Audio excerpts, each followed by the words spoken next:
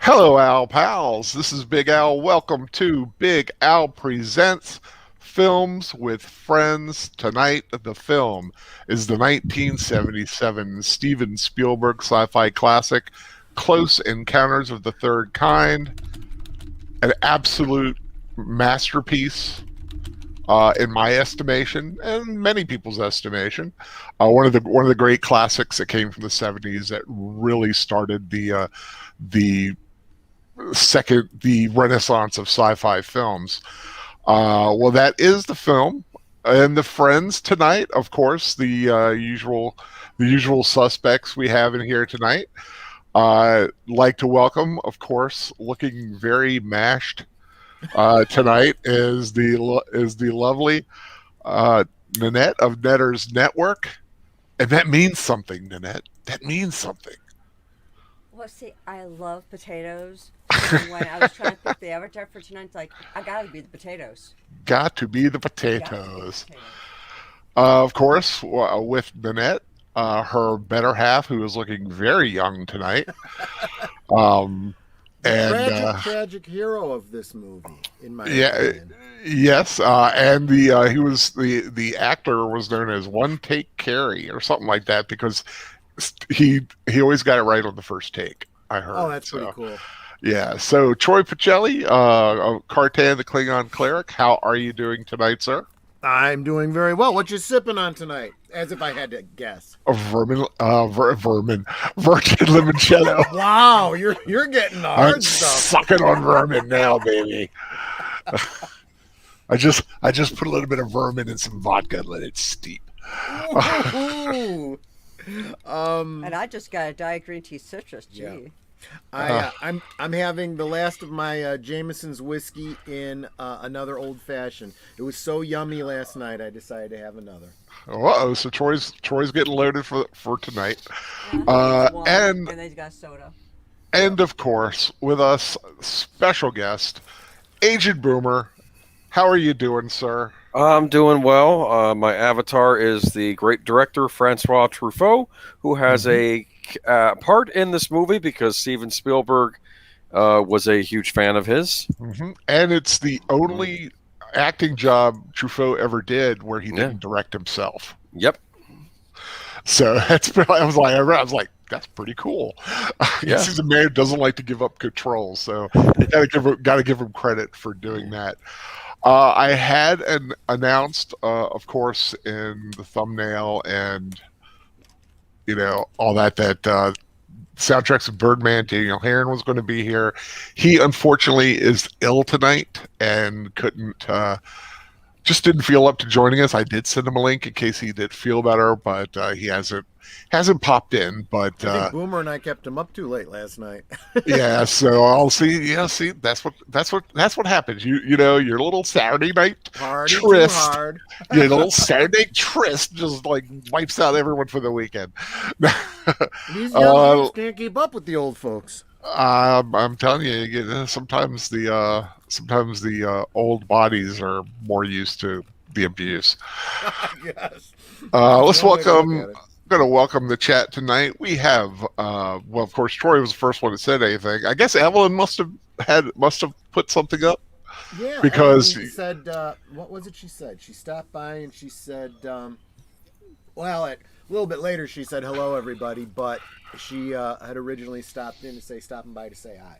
oh, okay, because the first thing I got is you saying hi to her, and I'm like, Yep. okay, so, but we she was first. right, we got Melissa Harris, welcome. We got Wolf 10 Media in the house. How you doing, Wolfie? Oh, Airwolves of London. Sir Torrin Clegane. Of course, there is Evelyn Hampton. Hello. Let me see. Anybody here? Going down the list. Man, I hate something. Oh, Joshua V is here. See, I almost missed Joshua V because of the highlight as I scroll down. So far, that's all the people that have commented Torrin, anyway. right? I did say Sir Torrin, You Joshua saw V, Melissa? Yep. Wolfie, got Melissa, yep, and got Evelyn Hampton. Everybody in the house. Big Speaking hit of film. Melissa, actually, Oh. speaking of Melissa, Melissa, you have one person competing with you for Yeah. that DVD. So if anyone else is interested in possibly winning a copy of Alita Battle Angel, go to my stream for last week. Drop in the comments, I want Alita, and I'll enter you in the drawing. So right now there's only 2 people in the drawing. 50-50 shot for those Yeah. guys right now. And we're going to be announcing that at the end of the film. Yeah. Uh-huh. That'll give, Okay. a couple extra That'll give people more. chance. Yeah, that'll give people more chance to do it, and we'll mention it the odd time or two here. But let's go back. The year's 1977. The summer has been dominated by Star Wars. Star Wars would, in fact, go on to become the highest-grossing film of all time, supplanting Jaws on the week that Close Encounters premiered. Wow. Kind of a neat little coincidence there. So when Spielberg was premiering his brand new film, his original blockbuster, the biggest film of all time, up to then, Jaws, finally had met its match in a galaxy far, far away. But this film, though not as big as Star Wars, was a huge hit. It was a cultural happening. Back then, UFOs were all the rage. Well, they're all the rage again now, which is kind of why I wanted to do this film. Everybody's talking about UFOs and aliens right now because the government is actually coming out and admitting we don't know what some of this stuff is. So you got to give them credit for, finally admitting after all these years that something may be up. Actually, what you got to really give them credit for is positively responding to freedom of information requests. It was one of those things where they don't think the public can handle it, and it's that kind of that sentiment. And it was stated very well, I think, in Men in Black, where he goes, "A person is smart, but people are dumb."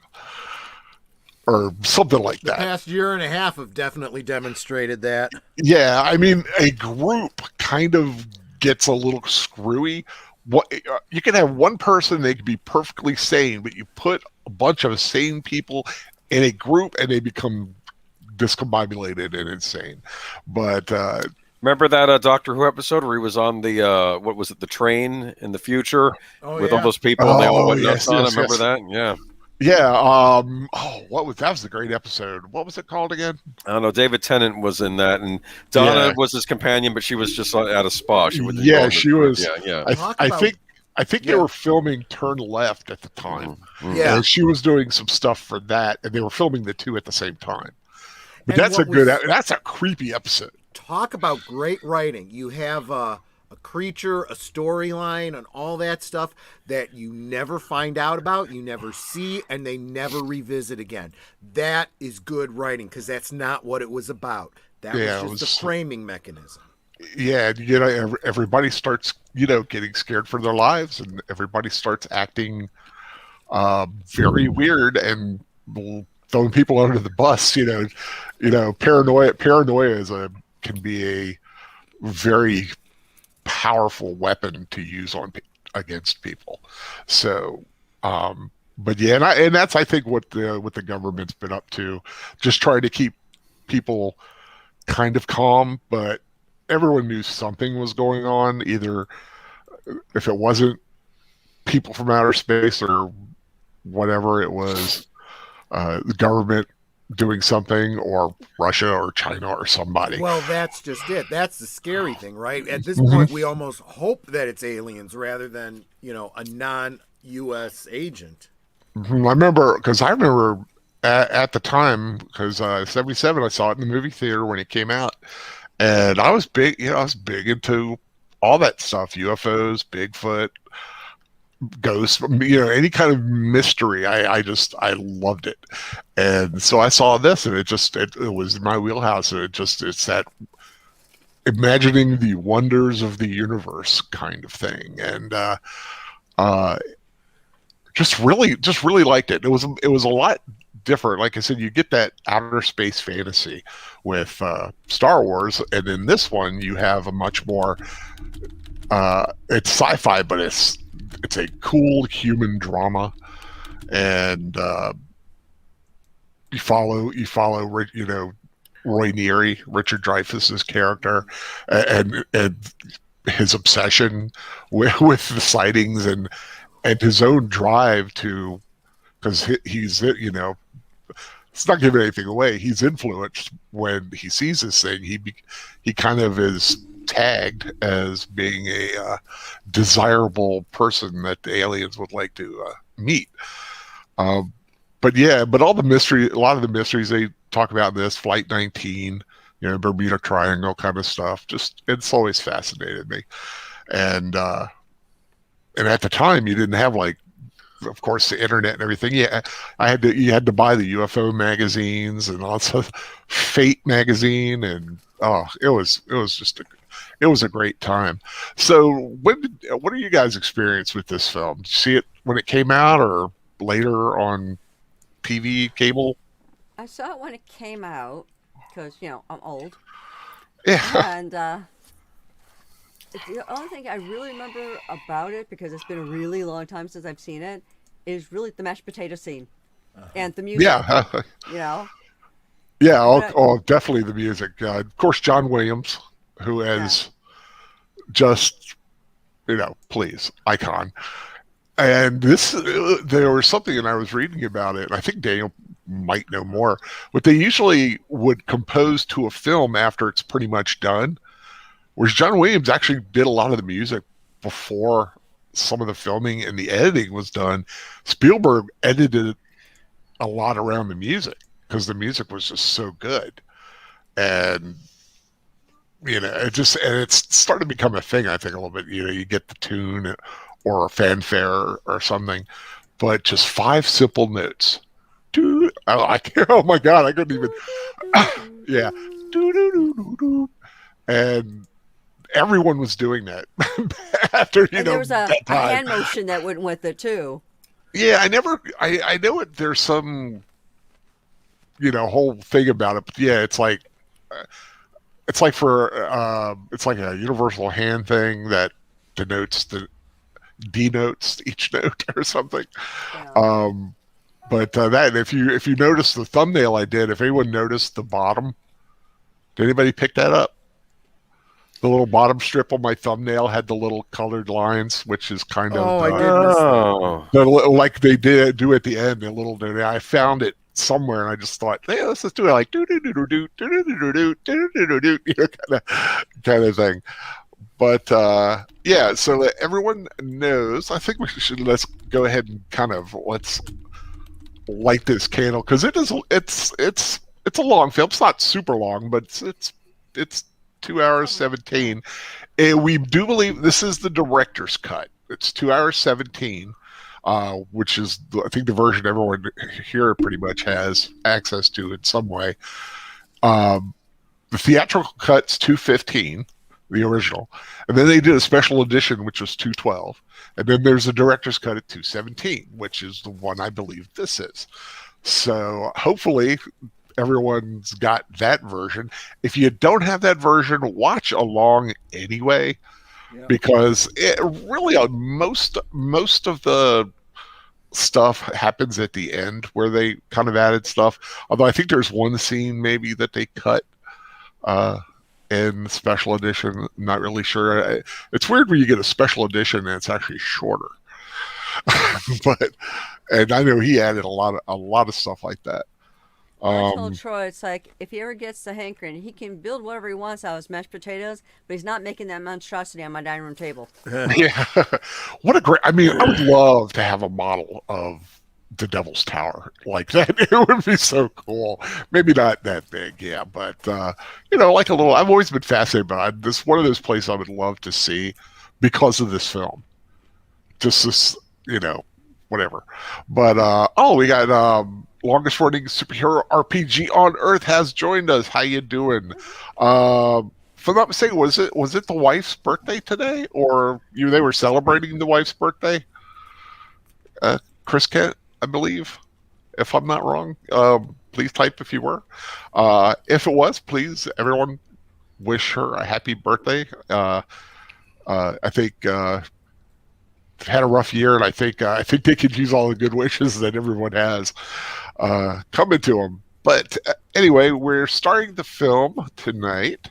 We are at I'm at the 3-second mark where it's the Columbia, the beautiful Columbia lady has just shown on and her light is shining for a split second. Her birthday is Wednesday. Oh, okay. Well, still, happy birthday. Happy early birthday. I thought you meant the Columbia lady's birthday is Wednesday. No, the lovely Mrs.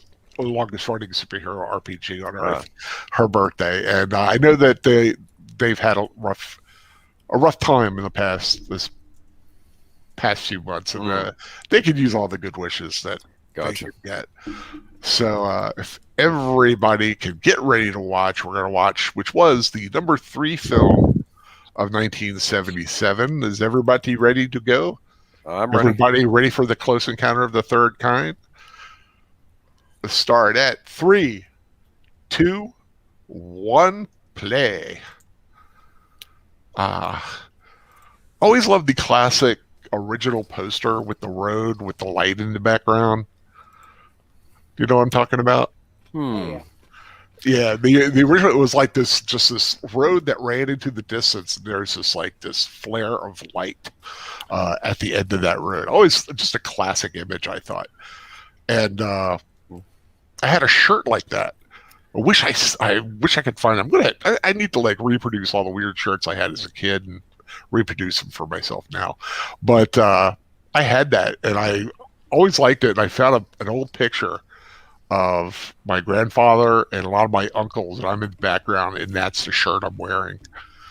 The Close Encounter shirt. I just always liked that shirt. Francois Truffaut as Lacombe. Skipper Kenner.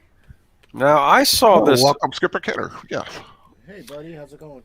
Yeah, Boomer. You saw it when? I didn't catch it till it came on cable because I was too young to go see this in the theater. But this was a regular watch of my childhood. I used to watch this a lot. Yeah, it was a big one, and it's like one of those where if I see it on, for me it's almost like it's a night. It's like, okay, tonight is Close Encounters night because it's being shown. Oh, believe it or not, I love that. This, boom! I saw this in the theater, in the cinema, as what do you call it? My grade school class. We went as a field trip to see it. Oh wow! I never went to a movie at a field trip.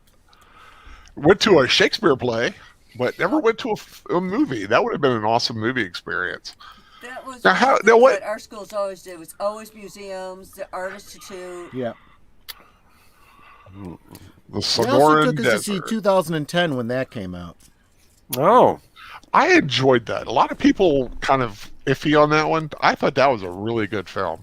Personally thought it was better than the first one. The characters are much more interesting. It's more of a narrative. Whereas the first one's kind of boring. Well, it's very existential, cerebral. It's out there, and yeah, it's definitely takes a long time to do stuff. Longest running superhero RPG on Earth wants to know if this is available anywhere online. I just Troy had to rent it from Amazon. Yeah, you gotta rent it. It is out there, I will say, but you gotta hoist your skull and crossbones. But it's out there, and this is like I think the last scene they filmed was the stuff in the desert here.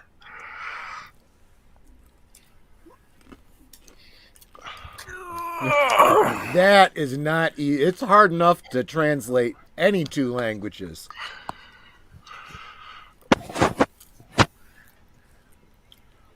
Yeah, and Bob Balaban was very bad at French. Uh-huh. And Spielberg asked him when they were thinking of casting him, he's like, "Do you know French?" And he said, I know very little bit, and I'm very bad at it. He said it in French very badly. Spielberg didn't know how bad it was and hired him. Oh, okay. So he actually, but he took a French course and worked with Truffaut to That's good. make him sound good. Not even pew. I love those old Avengers. I think that's what they are, right? Flight 19 I think so. Planes, they were Avengers. Sandstorm. I'm looking at that Sandstorm going, I wear contacts, that would be horrible. Yeah, I'm looking at those planes. Longest running superhero RPG on Earth. I just got a new laptop, and for some reason, it won't do Pirate Bay. Huh. See, I'm getting ready to, in the next month or so, I'm going to finally get a new computer. And I'm going to use this one for the more high C stuff and try to keep the other one as clean as possible. Skipper Kenner says the first one, 2001, was very Kubrick. 2010 was more neurotypical viewing. Yeah. I will say this, superhero RPG, get yourself a VPN. You should anyway, but that'll help you with that problem you're having.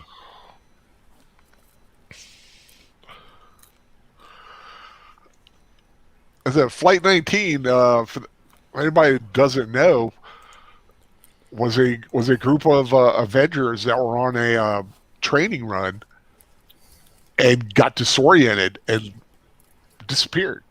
They have. I don't think they've ever, still to this day, found those planes. There's rumors about where they are. And it was off Fort Lauderdale where they got disappeared. Some even think they flew over Florida and ended up somehow in the Gulf of Mexico. But I don't think to this day they've ever found them. They found other Avengers, but none that were assigned to that flight. Gotcha. I'm watching At least to my latest. One guy's yelling in Spanish, the other guy's yelling in French, and it's like, do y'all understand each other? Product placement, Coca-Cola. Although he has apparently stepped away from his computer, longest running superhero RPG on Earth said to make it easier, you can call him Chris. Oh, Chris. I know, but it's still, sometimes it's kind of funny to. Hey, Al, hate to bother you. Can I get a timestamp?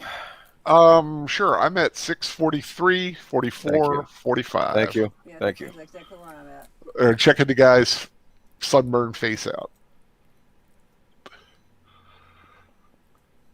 I know Lacomb's based on a real guy, I think. A French UFO investigator. Wouldn't surprise me. Yeah. Well, I mean, Spielberg developed this. He did a film in the 60s called something like Firelight. It was kind of loosely like this. And he kind of developed this script for it. Originally called Keep Watching the Skies, from the last lines of the thing from another planet, thing from another world. Oh. So why are the three cuts of this? I don't know if anybody knows. I mean, I know that the special edition, that one came out, that was a big laser disc pusher. Like, hey, you want to see all the stuff inside the UFO special edition. But now there's a director's cut as well? I'm really not 100% sure what the difference is. Something was added, and they actually took out a lot of the inside of the ship because on second thought, Spielberg liked the mystery. Oh, not having the idea of what was in it. These directors. You know, I know. And then the serendipity with Jaws, he learned his lesson. Yeah, sometimes you put a film out and it becomes popular, leave it alone. It's a piece of art. It's, especially something like a Close Encounters or a Star Wars, which is, in many people's estimations, even despite all the flaws, it's perfect. Yeah. Just as it is. Leave it alone. You know, you don't need quote unquote special editions.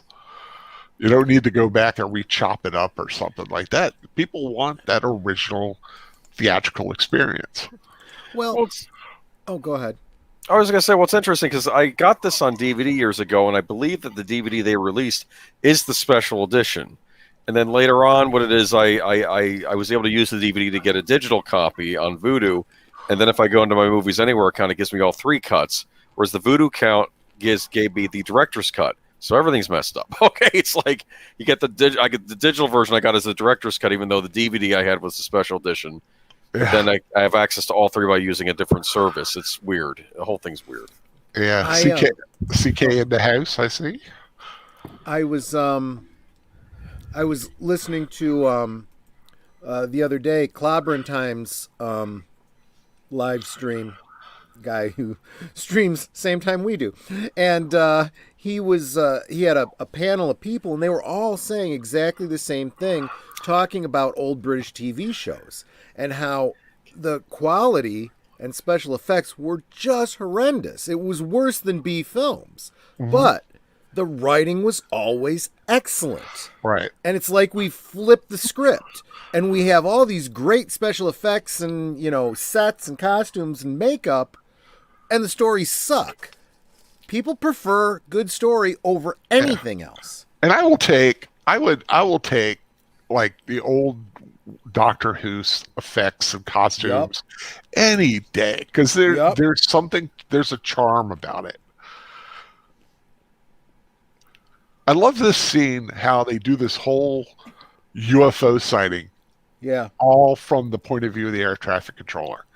They, you know, you might have a director these days would want to show the airplane and lights and weird things going on in the skies, computer plane doing this, but there's just such a cool mystery. There's a great deal of value to showing it this way too. Think about it this way. The pilot is the only one seeing what he sees. Right. Whereas everybody in that traffic control room, we're seeing their point of view. Right. And I like it when they ask the guy, do you want to report a UFO? The guy goes, no. Because there's a stigma. There still is a little bit of a stigma when you report a UFO. But just think about the designation, UFO, unidentified flying object. I've seen, if you just use the terminology the way it sounds, I've seen tons of UFOs, because I don't know what half the stuff I see up in the area sometimes. So that sounds better than saying there's a thing on the wing of the plane. More. I don't like that monkey. I know those monkeys always creep me out. Slug bug red. I like that tank. That tank is cool. That reminds me of the clown in Poltergeist. I'm thinking. Oh, it is a little creepy, yeah. But I had one of those monkeys that did that. That was a big thing back then. Little, that's all it did. Just sit there doing its little symbols. This is a creepy scene right here. This whole business. And you got to give this kid credit. He's 4 years old, and he's great in this film. Yeah. I mean, the stuff they had to do to kind of get him, but to get to do the stuff, there was a lot of interaction. And I would be, as an adult, so ticked someone went through my food. Yeah. I'd be looking at that mess just ticked that I have to clean that crap up. I know. It's like, look at that, poor all my kid's gonna eggs. get blamed for this. I didn't do it, Mommy. It was E.T. Yeah, and I think like this reaction that he's doing, I think it's Spielberg just kind of doing weird things to like. I'm sure, yeah. Get a reaction. And they're just doing stuff and having him look, and he is doing. I think his name's like Gary or something. Carrie. No, it's Carrie. Carrie, yeah. He was. He's a cute kid. Kubrick was going to use him in The Shining, but he was busy doing another film. Oh, I see. Yeah, so they got the other kid, Melinda Dillon, if I got her name right, I believe. Yeah, She She got nominated for an Academy Award for this. Really? I'd say Yeah, that was well earned. All the more after this scene. Skip says, where did it go? This movie was wonderful at not showing you where it was going. You felt it was going somewhere positive, but was still scary. Mm-hmm. Yeah, she deserves all the awards just for this scene alone.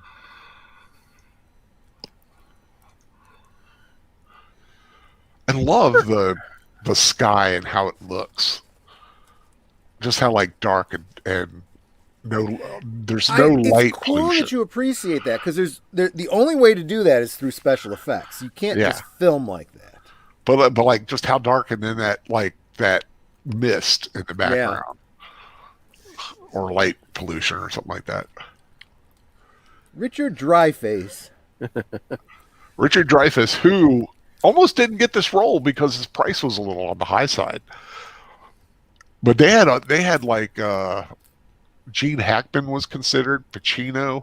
Oh, that would have been interesting, Gene Hackman. Nicholson. Hackman couldn't do it because he was having marital issues and wanted to concentrate on his marriage a little bit. Okay. And it was a long shoot schedule. And somebody else there, Steve McQueen, I think, was approached about it. Now, Steve McQueen didn't do it because he couldn't cry, but they just came up with a better deal with Dreyfuss, and I think Dreyfuss was perfect for this role. I think Richard Dreyfuss, I believe, is a very underappreciated actor. Oh yeah, Mr. Holland is awesome. I have a question. What day is this of the week is this taking on right now? Is this a Friday? I don't Saturday? know. Because the kid's doing his homework, and I'm saying that kid ain't doing his homework on a Friday or Saturday night. That's like 10 minutes before you go to bed on Sunday. It's like Chris Kent said, when my grandmother died in 2009, her kids said before I was born, there was a bright light over the farmhouse. Everyone got sick, hair falling out, taken to Columbus Hospital. This was in the 1960s.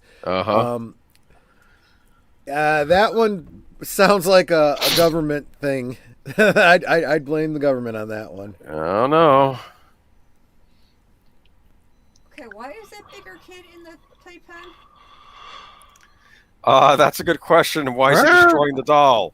Maybe it's Well, yeah, and why are they letting him? That's the other question. That's why I don't care about the kids in this movie. This is another. Yeah, it's 1970s. You hated kids in the 70s. That was a thing. Okay. Yeah. Kids are not portrayed well in 1970s movies. That's true, but look at the parenting going on here, or lack of parenting going on here. It is not the kid's fault. He's trying to convince them on Pinocchio. Remember?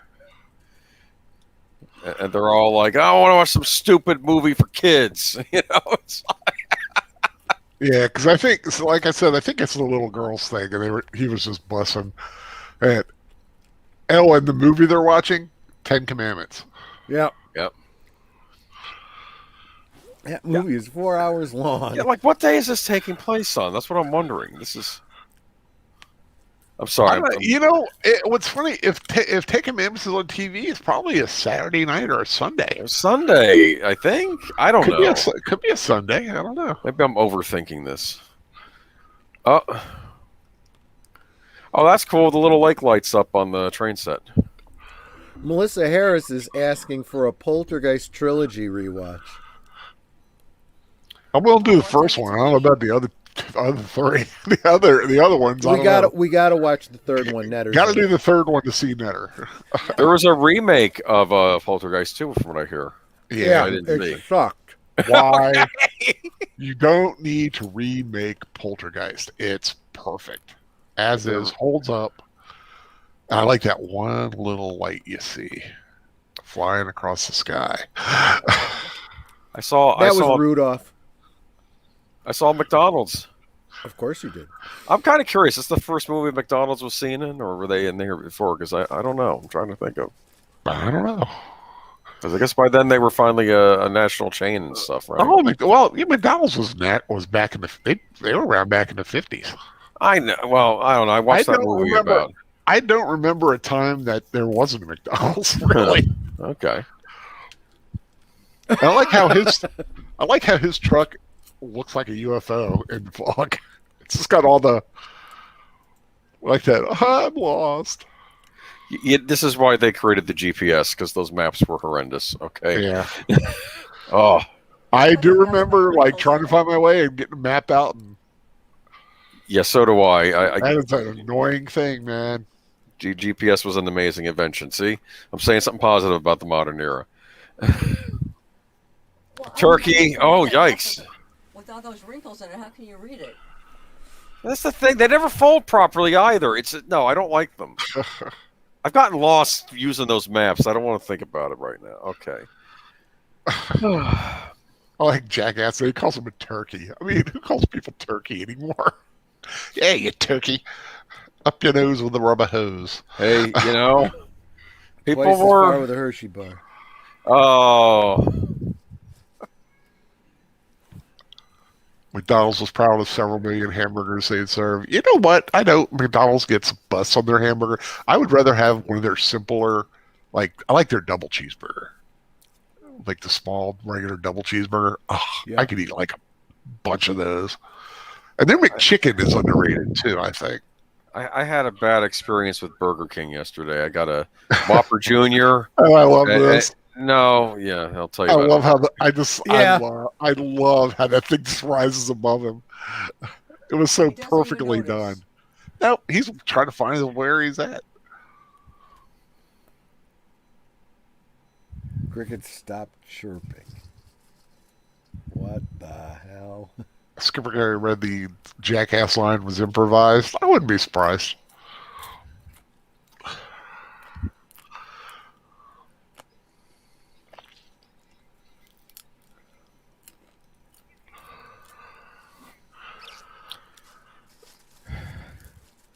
Have you ever seen a UFO, Big Al? I've seen things in the sky. I didn't know what they were. Hmm. My aunt has seen one. Oh, She claimed she saw a delta V shape thing of lights going very slowly over where we were. Well, actually, where I used to live. But I mean, I think I've seen them. But like I said, I don't know what it was. So it's a UFO.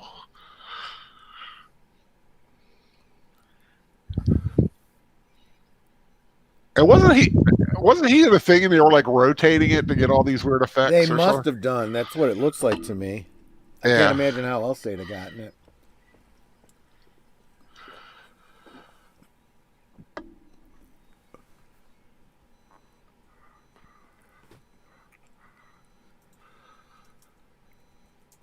I mean, I like his reaction. He's like, he's Yeah. he's in shock, and I like how they did that.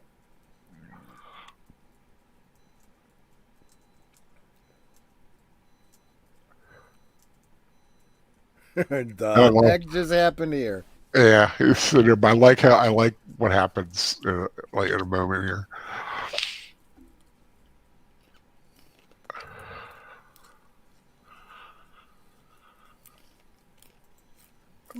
Peeks out. That's such a cool shot. Looks like the back end of a Star Destroyer.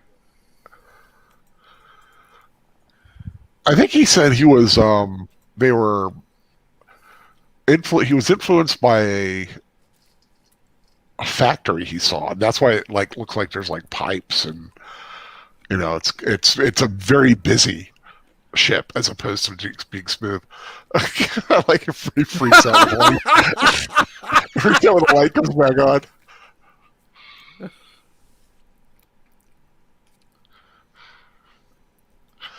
That would freak me out too.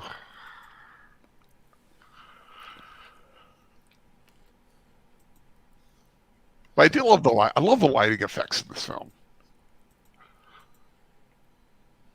like a few moments ago when the light was when it was shining down on the road with the multicolored spotlight effect. I'm curious. Is this the movie that always gets cited for Abrams wanting to put lens flare and everything? But I'm not seeing a ton of lens flare. I don't know. I don't know.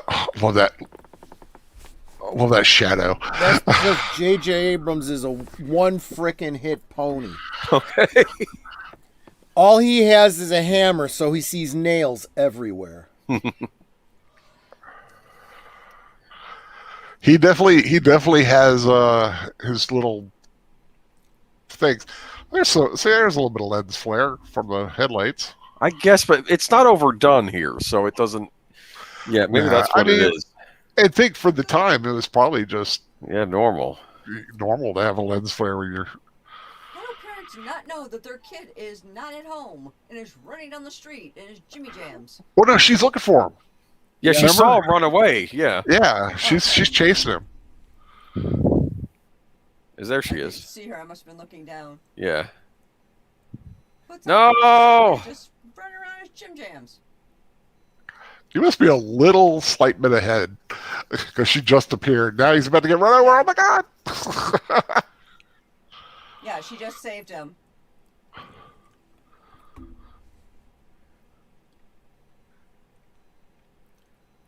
Indiana. It's supposed to be in Indiana. I know it. I think it was filmed. Too bad to hear it's not here. A lot of this was filmed in Alabama. Isn't that his son? No. Oh, okay. No, that's her son. I don't know. Those little kids look the same.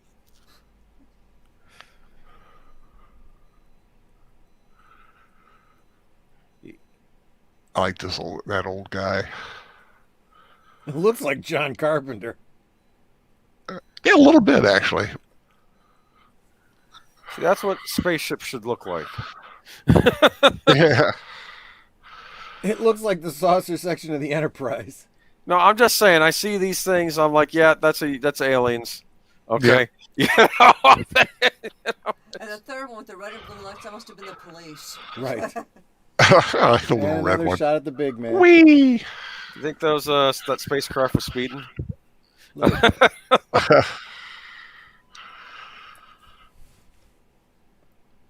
It's amazing how condensed that scene was. I mean, think about it. There's not a lot of space here. It's very tight. I like this. Oh, poor toll taker.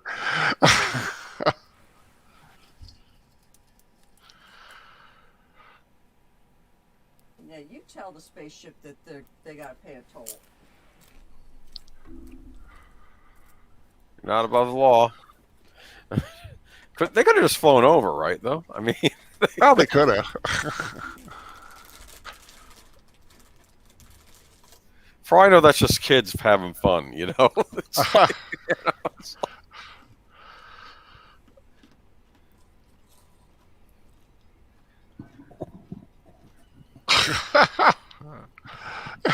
He's like, hey, that's a quarter. He's not worried about the UFOs wait a he minute. just saw. He wants his quarter. Yeah, tolls used to be a whole lot cheaper back then. yeah. Now it's like $3. Some places even more.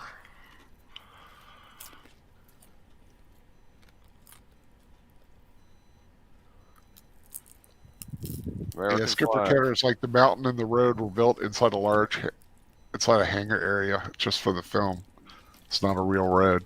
Yeah, there was like a huge hangar that they used in Alabama. It's like one of the biggest sets ever they used for this film. Especially like the end when they had the big base that you see at the end. Skip says they parodied this scene in an episode of 21 Jump Street. I missed that show. I should go back and rewatch that.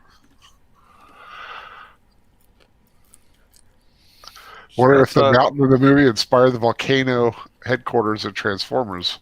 Ship sticking out, sort of looks like a Star Destroyer. So that's Terry Garr. She was in Young Frankenstein, right? Not around the Yep. same time. Yep. Yep.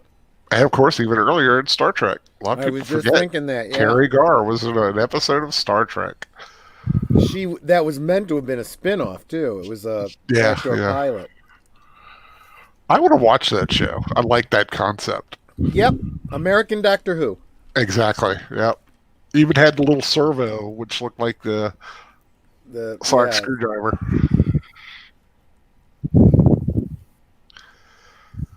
Terry Garr, unappreciated beauty. Yeah, I was just thinking the same thing. That was a very nice profile she just showed us. I like that sleeping butt up. My brother used to do that. What's with this? This is another 70s thing, nosy neighbors. Okay. Yeah.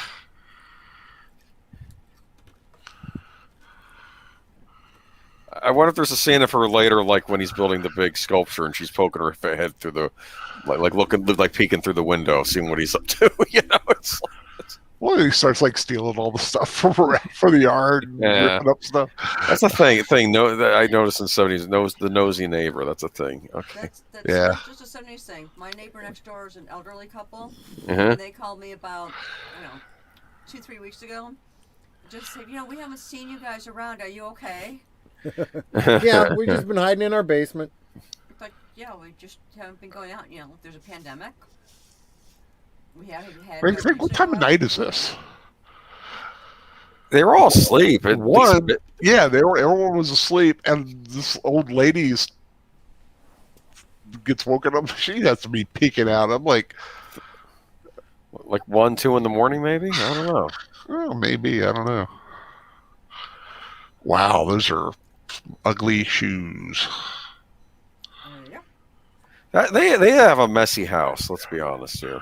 Yeah, well, they got 4 kids. What? 4 I was going to kids? say, you have that many kids. Come on. 3 kids. 3 kids, I think. That's enough. I think one of the boys is actually Richard Dreyfuss's nephew. I forget which one though. I'm curious. So he's got the train set in the living room. That seems like an odd spot for that. I don't know. Looks like I don't know. You put it where you can. She's getting frisky. Yeah, it's like, you know what? You should not be. Should be nothing distracting you when someone's doing that. Keep watching the skies. Gobi Desert, Mongolia.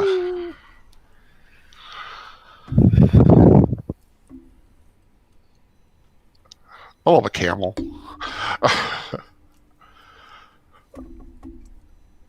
I finally found a version of this weird Disney film from the 70s. I think it's Disney from the 70s called Hawmps. HAWMPS.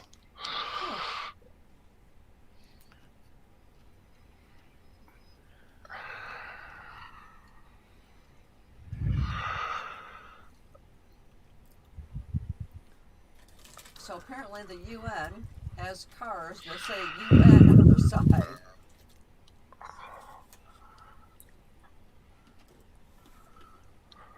You think those flags are big enough, boys? It's to let everyone know that the UN's in town. You're going to let us through? You want another world war? That's probably what they're saying, you know?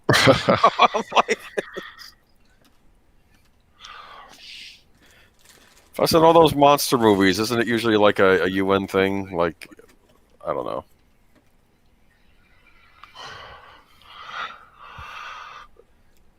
Cause suicide is painless. Brings on many changes. Sorry, wrong movie? Yeah, I think so. Or Mongolia.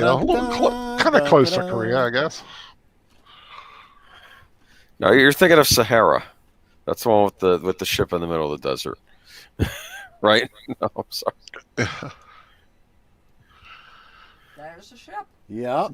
Based on an actual ship that disappeared in the Bermuda Triangle.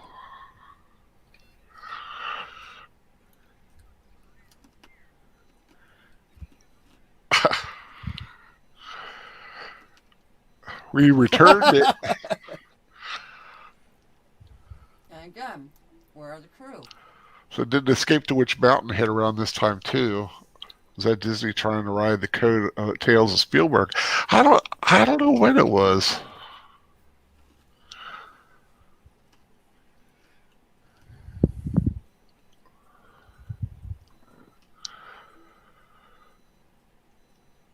Right, that is a messy house.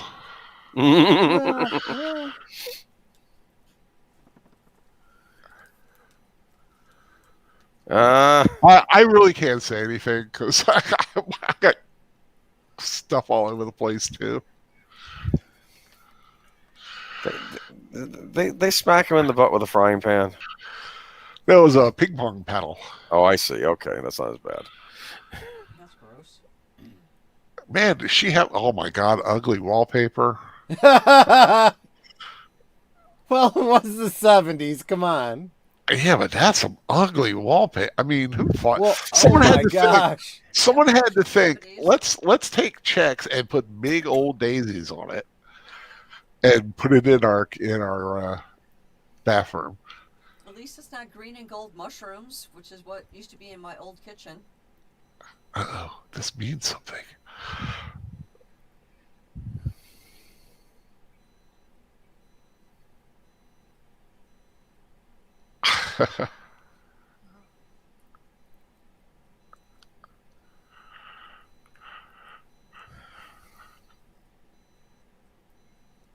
That is a cool little suntan. What a great easy cosplay that would be. Just dress like in Right. 70s clothes and color half of your face and say, "I'm Roy Neary." Yeah, but most people wouldn't even know who you were. And I Yeah, couldn't pull off those kind of chops anymore. Excuse me. I mean, yeah, I could see me and Nanette playing this couple, but the problem is I'd have to walk on my knees. Yeah, because he's a good head taller than me. Or she could get stilts. Wait a minute. That wallpaper, that looks familiar to me. Still wonder if- ugly. Oh, Oh gosh, all of them. Oh.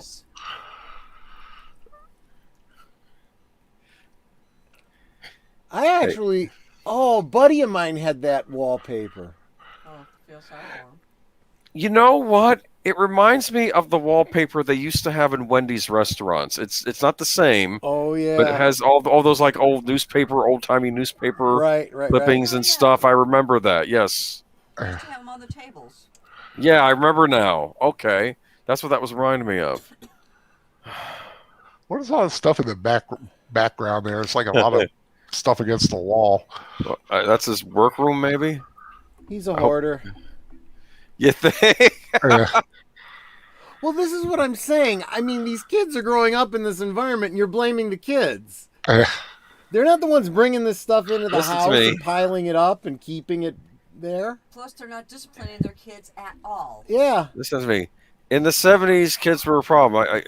One of them might be a future Damien. Okay, I'm going by the Omen movie standard. Come on, it's like CK, So they should just shave their damn heads and find out. CK said never thought about it before, but there are a lot of things mixing UFOs with mountains. It's a good contrast, UFO and a mountain. Well, it does seem like a logical thing. I mean, the idea of having a landing place or something.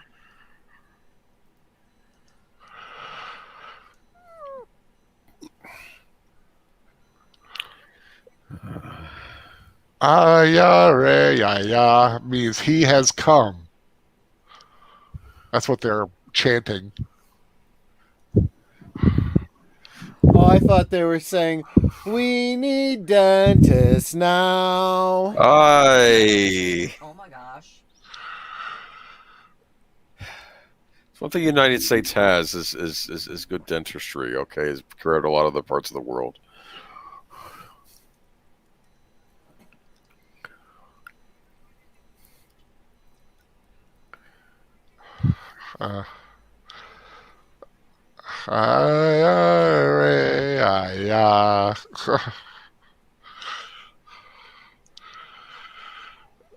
Yeah. I will say those clothes look comfortable. They do. Little flouncy kind of pajama-y kind of thing. I So mean, I if used to you do that when I lived in used like to do, 1,000,000 degree heat like they do, you'd want, as little clothing touching your body as possible. yeah, I do remember when I was in the medieval group, medieval clothes were comfortable. Yep. It was a tunic and, I love this. Up there!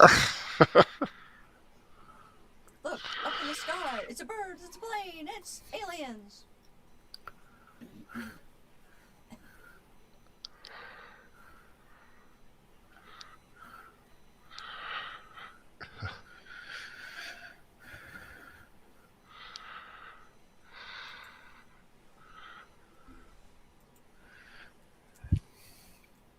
I was like, how many people do they expect? Because that is a big room. Well, I get the distinct impression it's set up for something else entirely. Yeah.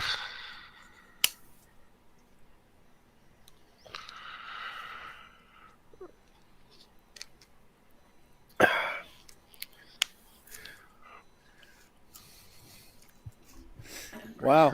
Right. Evelyn Hampton says a friend who is a career Air Force officer says this movie is a documentary. He claims the UFO incident happened in the late 1950s. There was a big thing with the Belgium Air Force when they had a bunch of sightings, and they were saying it's interesting if you ever check it out. It was back in the 80s, I think. And they say they saw a lot of weird stuff. Well, like I said, the Pentagon has been very forthright lately about some of the stuff they've seen. Like pilots saying these things, and they're like, it's like, look at that thing. How fast it's going. Look how it's moving.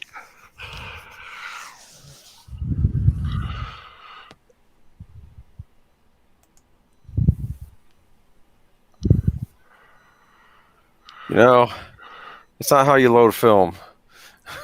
Re mi do do so. The old days where you had to load a camera. DECCG. Or those notes. Yep. Hey, look who it is. It's Richard Dreyfuss. And Colonel Sanders.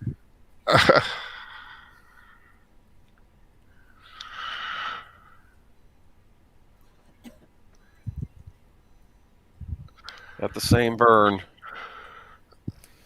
The thing I love the most about the 70s, the absolute lack of bras. Oh, yeah. Like how she just spread her shirt open just a little bit. It's like, oh, yeah.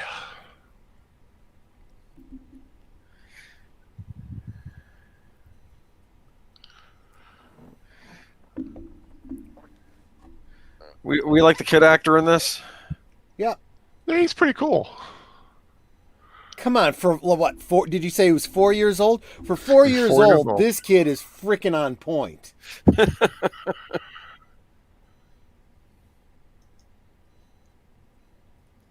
Yeah, like his name is Carrie Duffy. Or Carrie Guffey. And thankfully he's playing a kid named Barry, so it's like very close to his own name. And if you want to feel old, that kid is now 49. Oh, God. I know.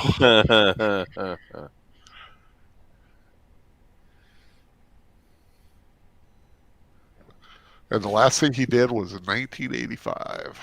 He was in North and South and in Poison Ivy. I'm curious, when this movie came out, was Steven Spielberg already a household name? Yeah, he had done Jaws. And he did Duel before that. Yeah. And he did Duel before that, but he's coming off of Jaws, which at this, like I said, when this film came out, it had been the number one, just surpassed by Star Wars. So he was a known entity. He got a lot of movie to do, he got a lot of money to do this film, and he still went over a little bit.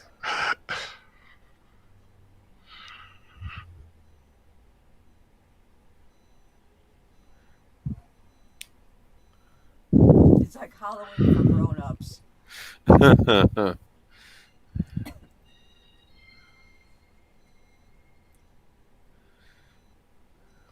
I love how they focus on these quote unquote normal extra people. Actually, that little old lady, I've seen her in other things. She looks like my grandma Weatherington. Right. Oh man.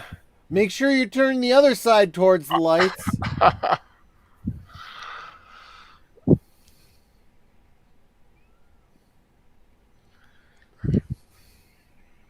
Yeah. Now we're gonna go over what you saw the other night. It was a weather balloon, okay? It was swamp gas reflecting off of Venus. yeah, okay. And everybody look at the flashy red light here. Yeah.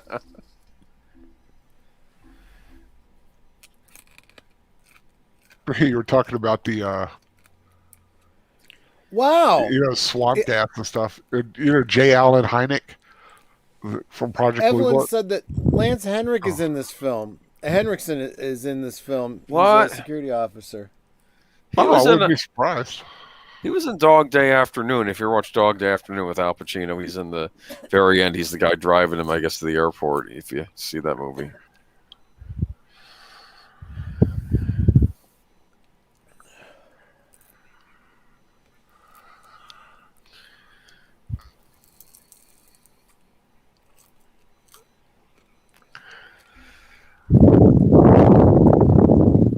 Whoa, somebody outside?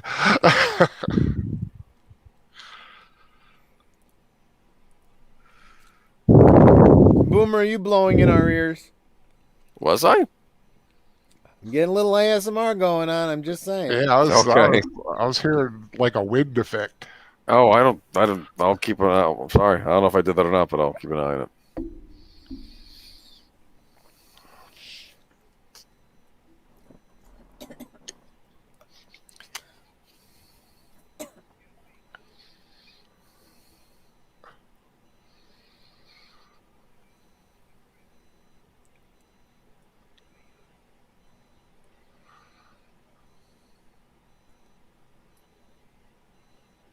So Bob Balaban, he was in 2010 too, wasn't he?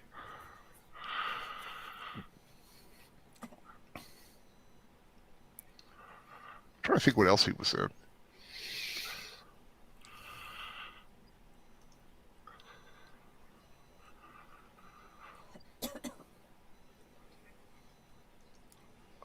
But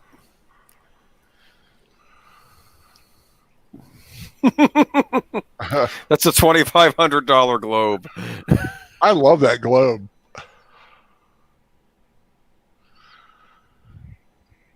Remember when I was a kid, I wanted one of those spinning globes for my room. That was a big thing. I wanted to get that for Christmas one year. That was a. I had a small one like that. Mm-hmm. No, I wanted size. one of the desk size, normal size one. You know. Yeah, I had one like 12 inches across kind. The only bad thing is you get one, then countries start changing again. Yeah, They might got have the whole world in their hands. might have the USSR on it. So yeah, that kind of got dated.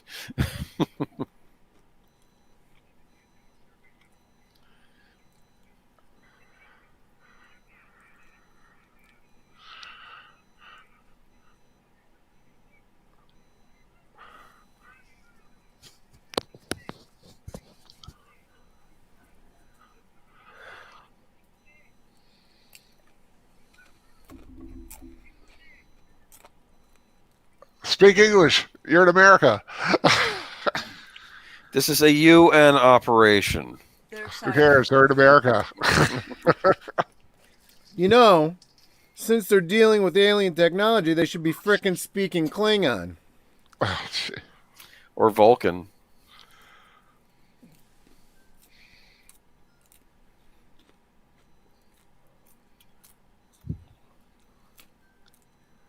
He's got the first 3 notes pretty good. Okay, there you go. He got them. See, she's drawing.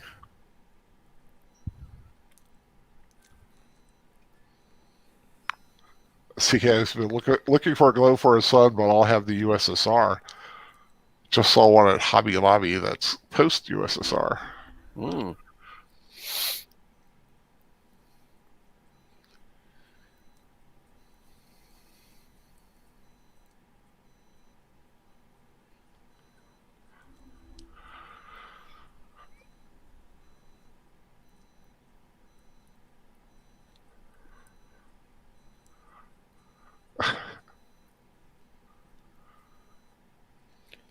It's like, I mean, you're out in the middle of nowhere, basically, all alone with your kid. With garbage cans. Yep.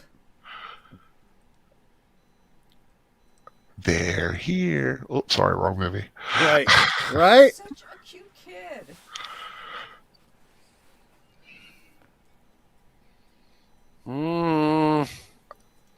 I'll say this and Poltergeist have similarities to them.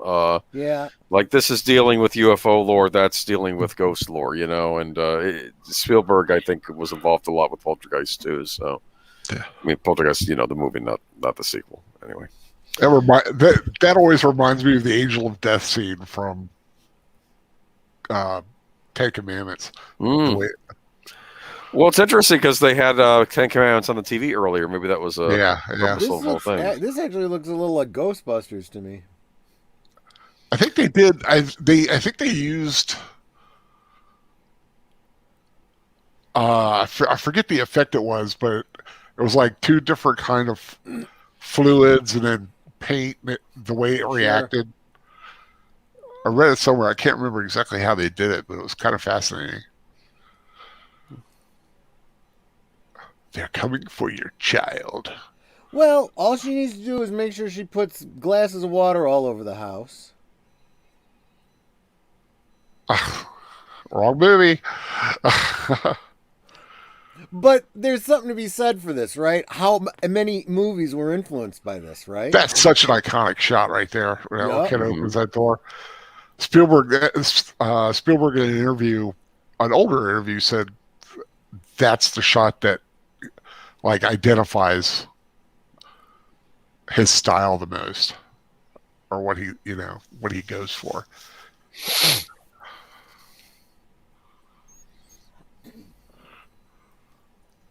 How much for the children? Yeah. Oh boy, how much? Sorry, Blues Brothers. Yes. For the little girls. Your daughters. Wrong movie again. How much for that little girl? Yeah. Your daughters. I want to buy your daughters.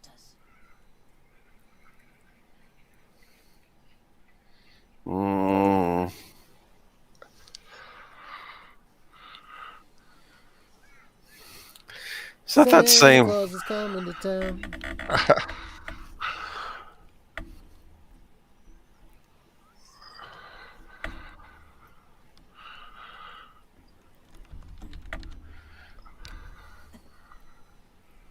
Little boy's not afraid at all. Nope. Nah, it's all fun and games. And I like the fact, I mean, you don't know it at this point, but they're not bad guys, the aliens. They're just curious. Yeah, but in the audience, we don't know that at this point. Yeah, I guess at this point, you really didn't know it, but you're just like, they're trying to get this kid. Plus, typically before this movie, usually aliens show up. That's usually not good, right? Going by past movies.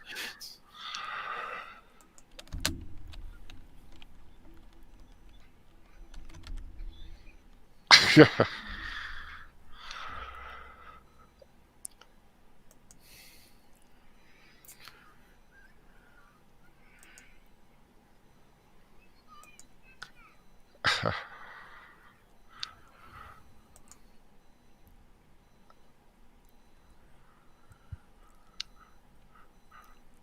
rotary phone. Gotta love it.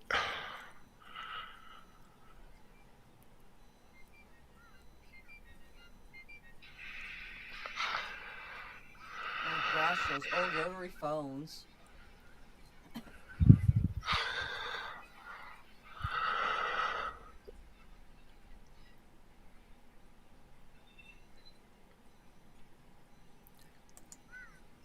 Now, if you were in this situation, what would you do? I'd leave Would the you be house. freaking out and like hiding, or would Mess you like, myself. Yeah. like part of me wants to say I'd go outside and see what it is, but I think no, I would be hiding anywhere I could find. Well, since the house is kind of being destroyed around them, I would go outside to get away from being destroyed, like the flying knives. Oh, there you go. Oh, I'm sorry, I couldn't hear. I couldn't hear you, Netter.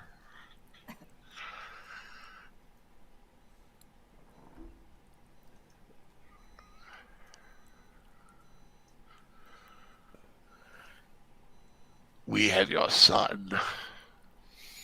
Mm, The force is strong with this one. Oh, sorry, wrong movie again. what?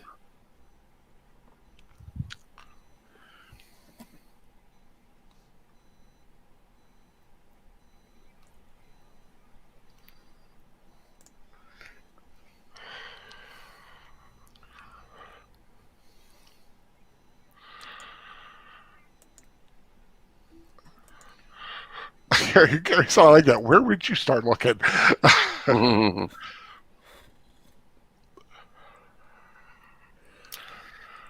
I hate reporters. Yeah, I like Terry Gar. You can tell the body language. She does not want to be there. She's got those glasses, big glasses on. She's hiding. The bus driver doesn't look impressed. It's a flying saucer. What? Evelyn claims there is a Klingon ship in this movie. Unless it's cloaked, I have no idea where it is. I know there's an Enterprise as well. It's hanging above his train set, Oh. I believe. It's the old AMT Bernal models.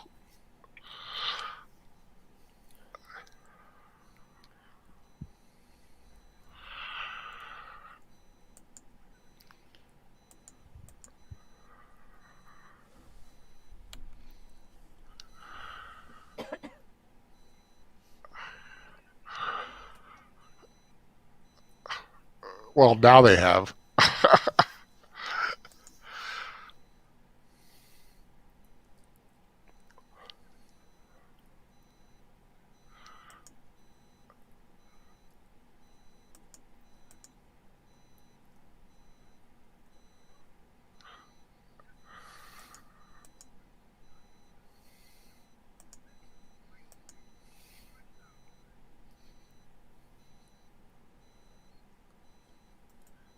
He is so condescending. I do not like your tone, sir.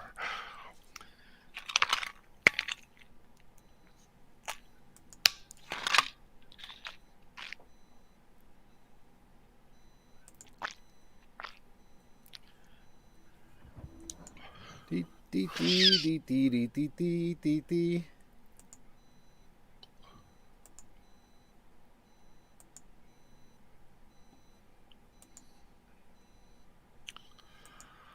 Huh. 1951.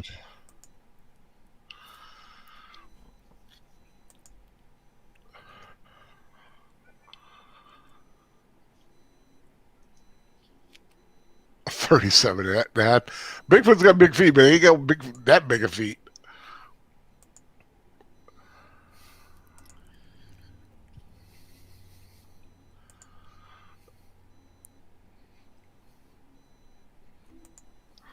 He was in Home Alone. The crazy old guy. That's right. The guy next door. He's been a lot. He's been a lot of stuff.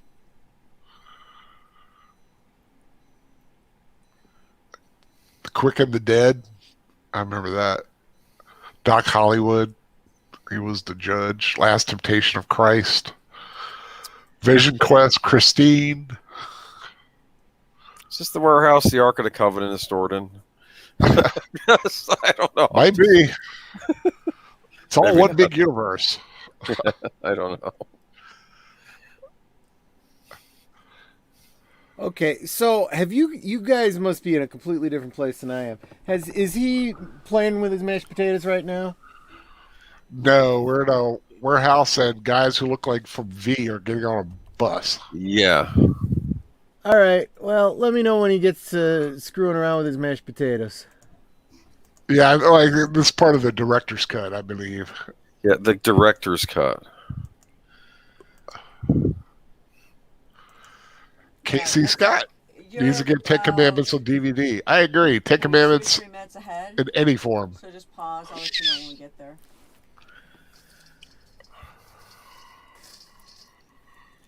For all I know, in your version, this scene comes after the mashed potato scene.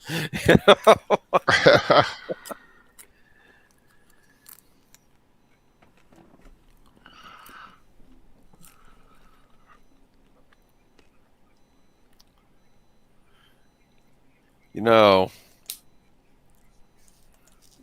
this is a government conspiracy. They're concocting a conspiracy. They're basically concocting a conspiracy, keep people away from that mountain. Yeah. Anthrax. Diphtheria. Devil's Tower.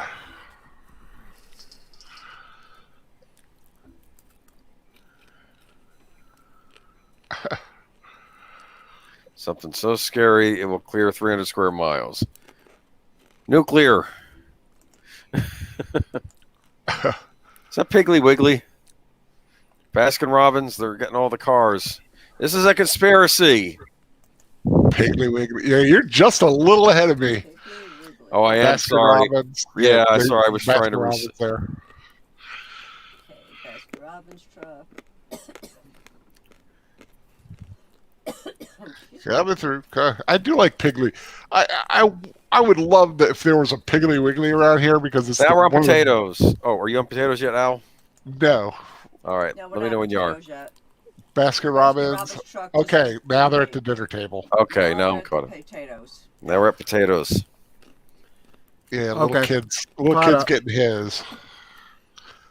I would love to have a big old thing of mashed potatoes. Mashed Butter. potatoes are always hit and miss, though, I've noticed in my life, you know. They either do them right or they don't do them well, you know. Those Well, aren't yeah, those- you get enough butter, it's hard to go wrong with it. I was having this discussion with my mother the other day. I was like, she always gets margarine. I was like, margarine just isn't the same. Butter is where Hey. it's at. I posted a commercial of William Shatner endorsing margarine in a commercial once. I mean, I don't mind margarine. I don't have anything against it. But man, if you got a chance to go real butter, I mean, if you're going to do proper mashed potatoes, use real butter. Margarine is absolutely terrible for you. You're better off with straight butter. You're Yeah, better off I- with lard. Hey, CK's got to leave. He sent a goodbye message. Oh, take care, Aw. CK. Take care, man. Thanks for joining us. Hit that thumbs up before you go. And because he's dropping out, I want to remind everybody that if you're interested in getting a copy of Alita Battle Angel, go to my stream last week where we showed Alita Battle Angel and put in the comments, I want Alita, if you want to be entered into the drawing for a chance to win a copy of the DVD. Which we announced at the Will end. be in just a Yes, few which we're minutes. gonna Well, announce at the end of tonight's less than an stream. hour. Everyone have talking about Bob Balaban was in altered states. Now that's a freaky movie. Yes, it was. Such a Crying. You made your kid cry. something's wrong with Dad. He's playing with his food. And he's an ugly crier. He is an ugly crier.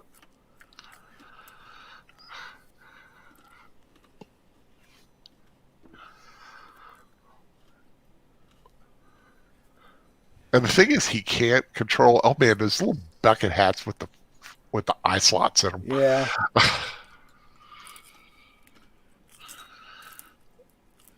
This means something.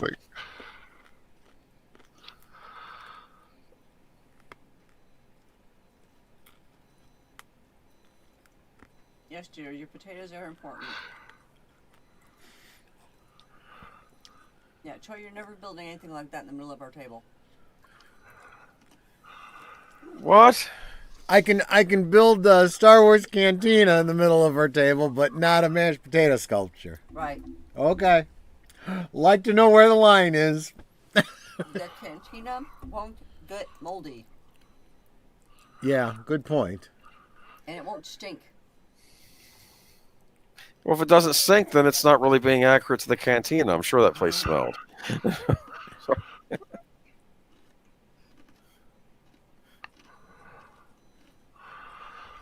Boy, he's a little obsessed. He should have paid Yeah. better attention in art class. He's a 3D artist. He's a sculptor, okay? Or a man who makes potions in a traveling show. Now, does it look like he needs like better landscaping? His grass is terrible condition.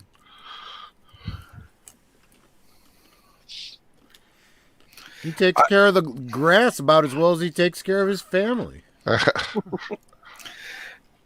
I seem to remember that there's a Budweiser commercial that shows on TV in a little while, right? I don't know. When I was a kid, I thought it was a weird commercial. That's why it sticks out. I don't know. Because it's Bud. Is it that one? I think so, yeah. I know what you're talking about. Yeah. I love this '70s commercial. That's a spicy meatball.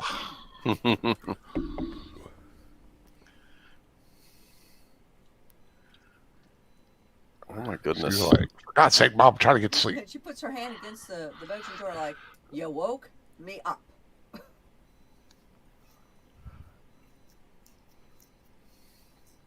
Don't look at me. Don't look at me, I'm idiots.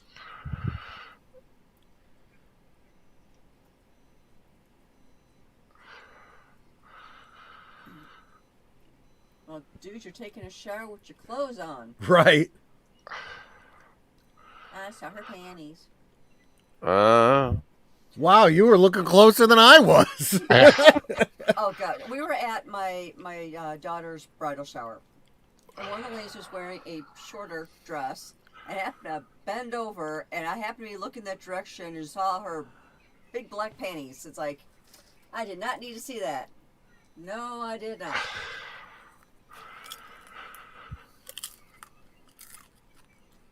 Now, see, she is such an unsupportive wife. Her husband is obviously going through something.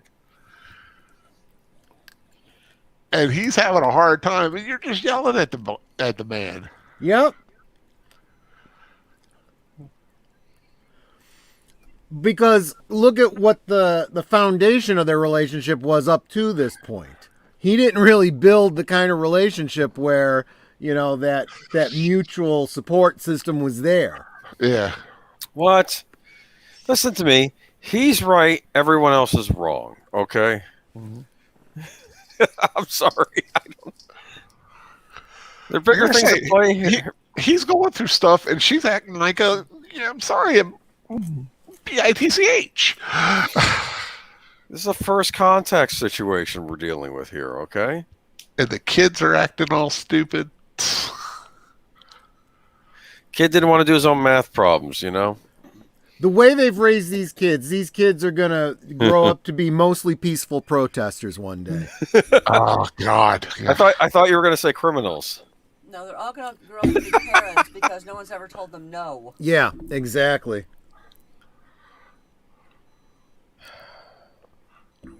Now he's sleeping.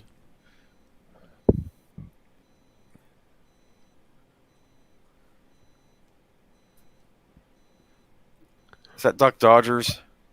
That's got to be Dodgers Saturday in the morning. 24th It's got to be a inning. Saturday morning. It's Saturday morning TV. Marvin the Martian and Porky Pig.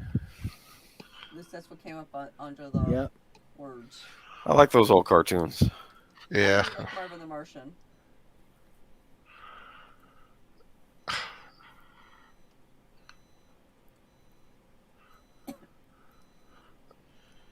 Twinkle again say he says he did. He did what? No, I don't even remember. Oh, he did fall asleep. Yeah.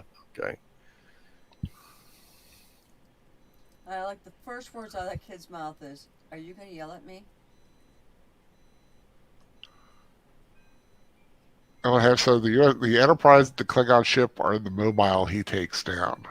Oh. Yep, see them? There they are. There you go. Yeah, yeah, yeah. Da, da, da, da, da. Hey, Troy, if Ryan Johnson were directing this, I bet that he would get to the mountain and the UFO wouldn't show up, right? I'm just saying. Subverting our expectations. Yeah, I know. I'm sorry. That's Well, a bad this is joke. the kind of father that you would expect in a Ryan Johnson film. All right. Listen. Finally, he's got a little bit more. It's not a peaked top. It's a flat top.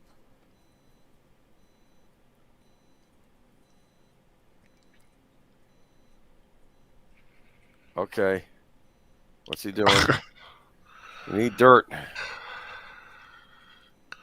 I thought there were 4 kids. Aren't they missing one? I think the little girl was somewhere else. Yeah. She's probably still watching TV.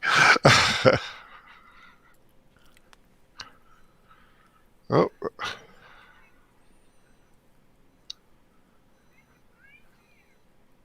Okay, this might be a little erratic. Well, he's been triggered now. He saw that image, and now it's like his brain's on overload again. Sweetie, you're going to want to pause because you're ahead of us again. Oh. Right now, he's pulling plants up where you didn't even get that scene.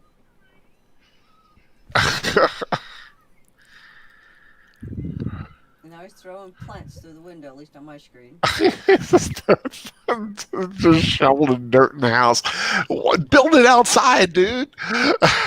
No, he needs privacy. People are going to say, "What you building there?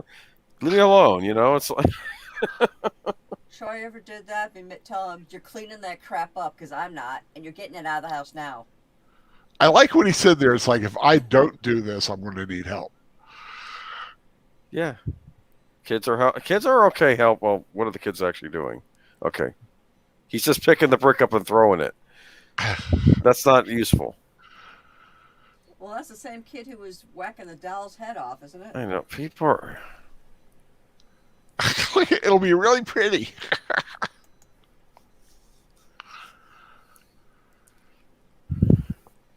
Yeah, they haven't even gotten to the car yet, sweetie. Oh, throw the bricks in. He's throwing bricks inside the house. Oh, ow. Oh, he's probably breaking a bunch of stuff because I hear glass breaking.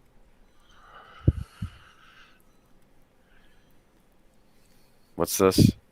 It's the garbage truck.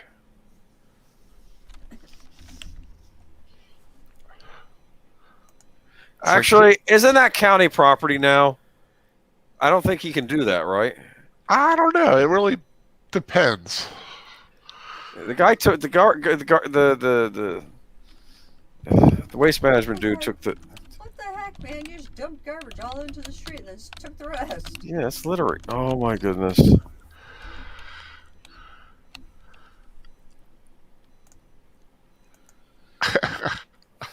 Look at kids is helping.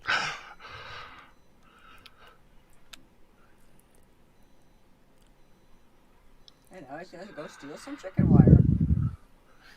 You know, Heck, I want to know how long the cord is on that hairdryer because mine doesn't do that.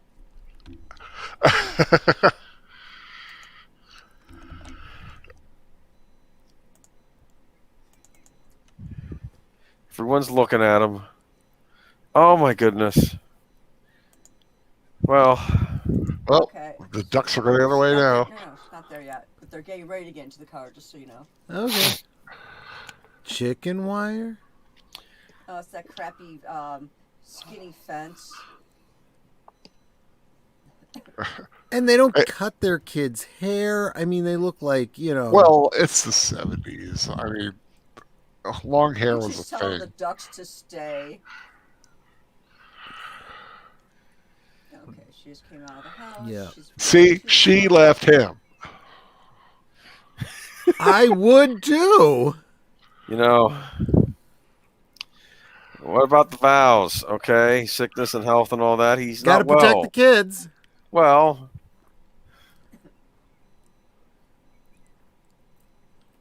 Almost. Can you see my screen? Yes. I don't know why, but I'm getting a very Chris Pratt vibe from him as he's talking to her. Where are you going? oh no, not the tricycle. Oh, the big wheel. No, don't hurt the big wheel. Big wheel. That's right. That's what those are called. Ow. See, she almost killed him right there. That is why that was not. Oh yeah. Oh, funny Sir Torn. Yeah, I get what you're talking about. Yes.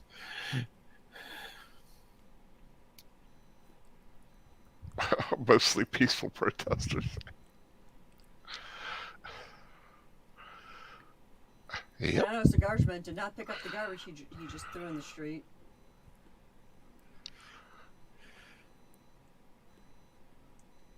I or him, I would have told the people, why don't you take a picture? It'll last longer.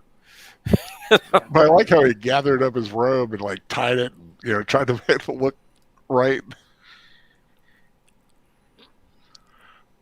Why is someone keeping ducks in a fence? Well, why does someone have a dog? Why does someone have goldfish? A pet duck, though? Well, why not? I mean, Eggs, or duck eggs. Yeah, eggs. You could free range duck eggs. You're going to sell those to the local hipster cafe, I guess. I don't know. Just Yeah, maybe she likes omelets. mm-hmm.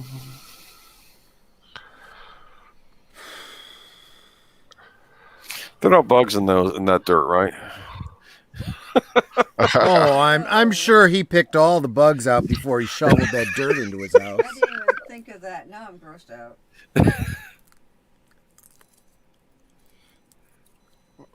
Pet is cool though. How'd you get your start as a model maker in special effects? Well, you see, saw a UFO one night and started building things. Can you imagine, like, they do, like, one of those house hunter shows or something where they're trying to do There's fix it up? Budweiser. Yeah, Well, that's the you're commercial. for like 1 second. No, You're slightly ahead of me. Days of our lives. Like sands through the hourglass. That was my mother's show, and even I watched it for a while. Sorry. Do, do, do, do, do, do, do, do, do, do.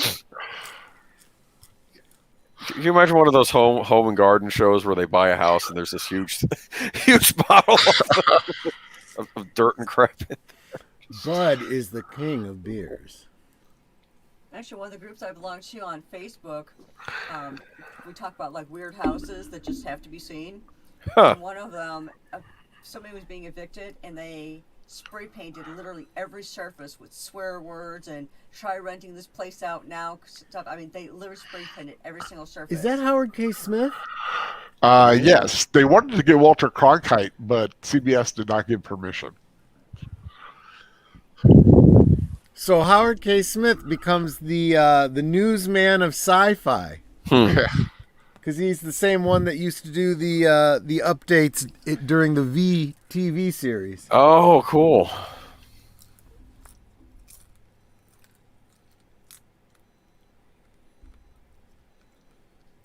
Look at the screen. Well, he's oblivious. He misses a lot of stuff. Oh, look, they were getting ready for COVID.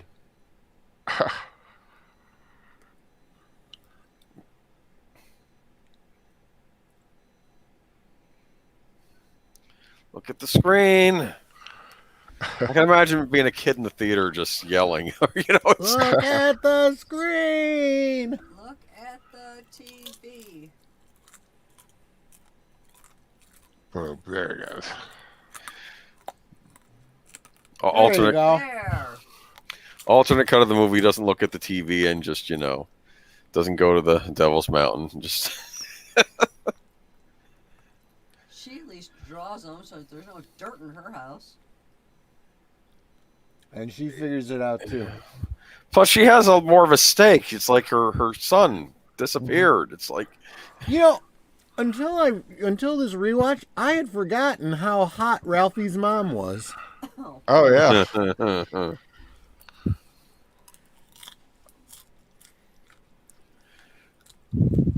I mean, she's a good artist. I forgot she was Ralphie's mom though. What's that?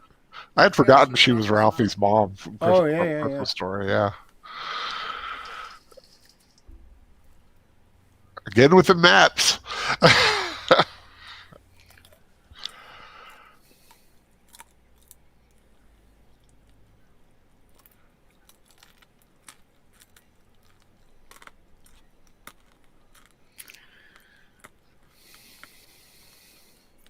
well, they didn't have GPS yet. Moorcroft, Wyoming. Now, see, I am so used to like having lakes and streams and creeks and everything. I don't know what I would do in like big open wide space of land. It would just seem so foreign to me. Hey, I'll go where I want. It's free country. I'm a sovereign citizen. I am traveling. I'm sorry. Yeah. Right? I don't need a driver's license. so they're trying to evacuate the area, and he's trying to get into the area. Hey, look, we got cows. Like the dog with a gas mask on. What do you want to make a bet that one of those guys tipped off this guy? Sell a bunch of gas masks and we'll cut you in or something. You know, it's No. Yeah, everybody needs to wear a mask when there's an emergency. like. Move for sure. Totally move. Those are the tiniest suitcases. Oh, what do they have in there? A pair of pants and a shirt? Because you can't fit anything else in there. Mm. Well, they didn't have to pack bras.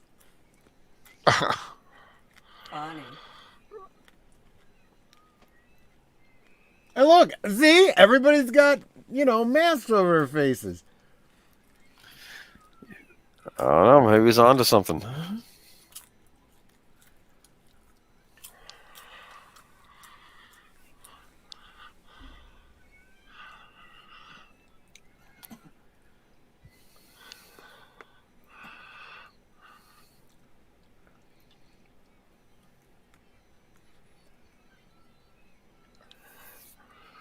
And MP thinks that they're like husband and wife or something.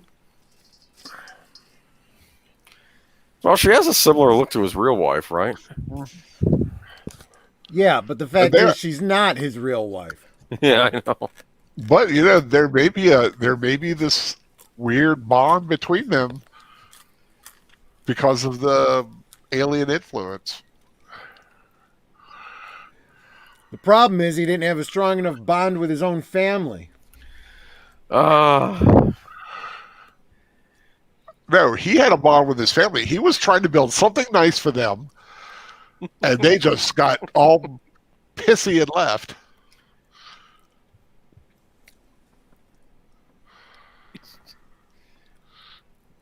Look, once he gets this out of his system, he'll come back to the family, right? No.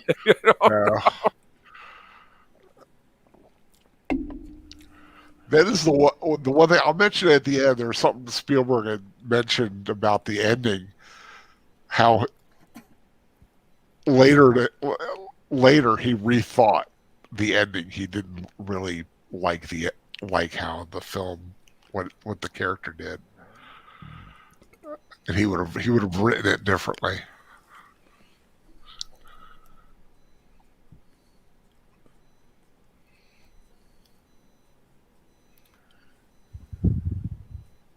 There's the thing that we were building all this time and drawing. Where's her kid? The aliens took him. Oh, yeah, that's right.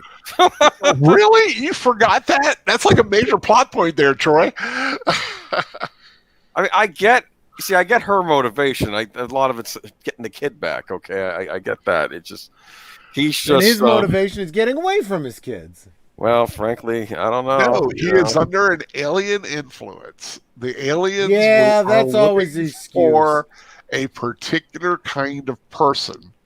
I had people. to get this out of my system. She didn't mean anything. It was just sex. It's always something. Sure. You kind of drove me to this, okay? You know. So-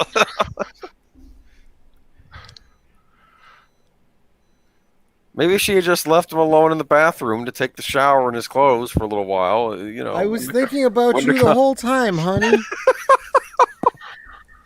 What's that? Are those horses? The government poisoned some horses. Horses and cows, I think. Oh, hey. Yeah. You know what? The aliens later on to say we were all right with you guys and fine. You just killed some horses and cows. What's wrong with you?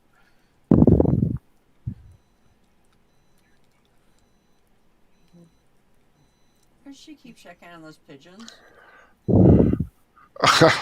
But just in case,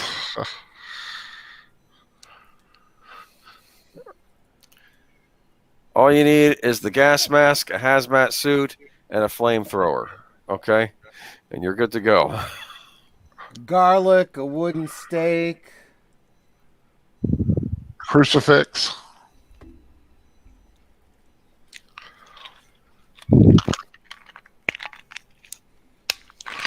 Aromatherapy candles. So, wait, here are the hazmat people. They probably got flamethrowers.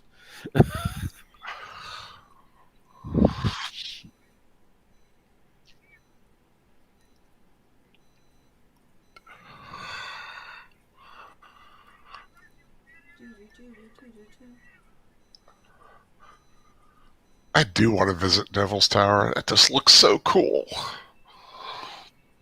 Killed the poor bird. Evil people.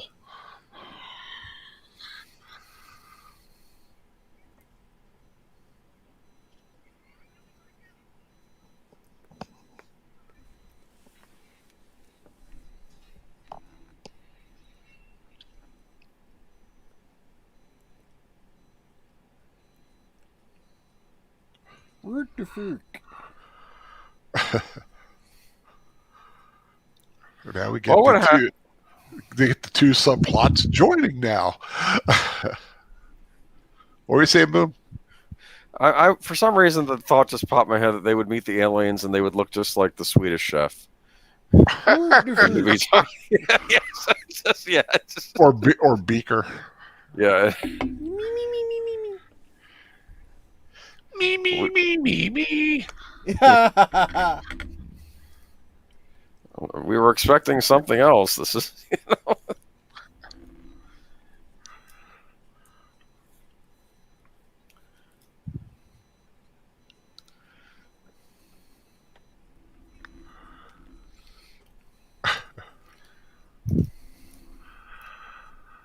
Okay.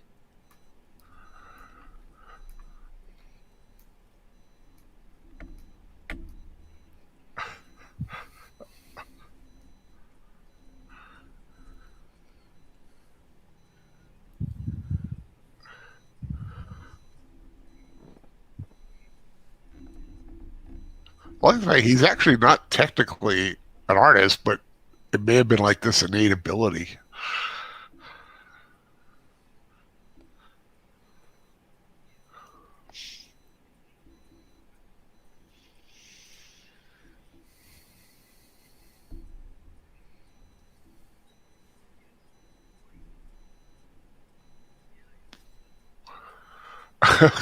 Going just like it in my living room. I love that line. mm-hmm.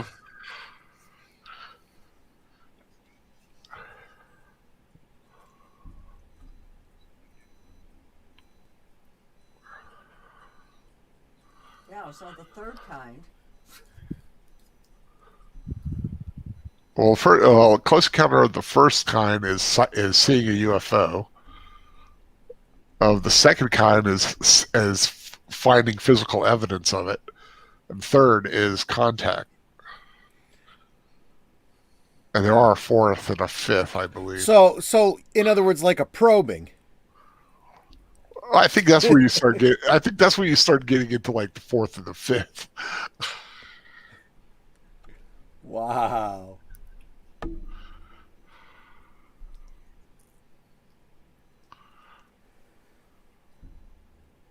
Speak louder, dude, so I can understand you. Yeah, I gotta say, Yeah. this is America, buddy. Start talking English. So I gotta understand I'm what not you're even saying. getting subtitles. I'm just getting speaking in French. It's like if you spelled out the French, I might actually be able to Well, translate if it. they were a little bit louder, I could Yeah. probably catch a couple words.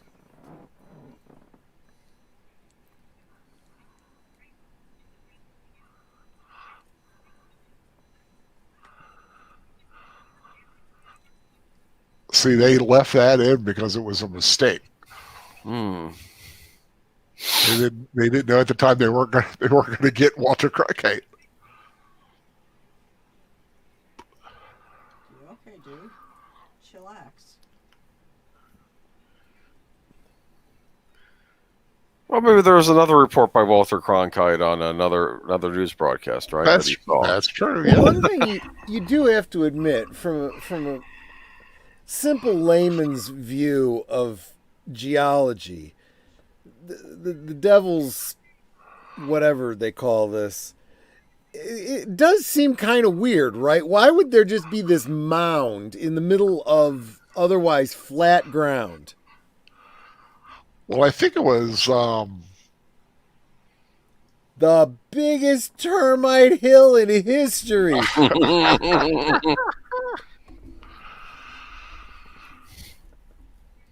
They made It was the first U.S. national monument. instead of just letting go on the other side where there's an open door.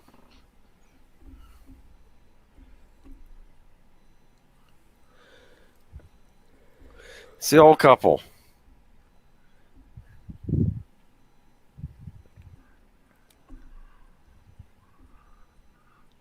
You guys too, huh? Yeah, but where's the blonde chick?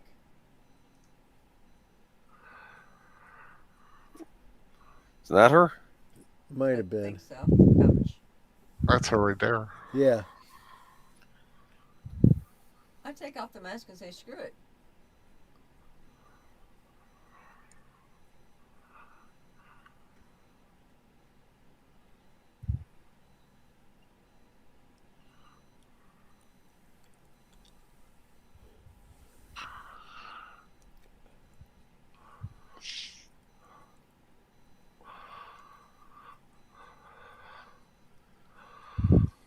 Pourquoi?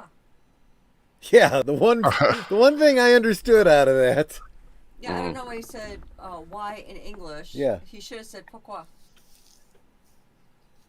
Pourquoi? Why? Why?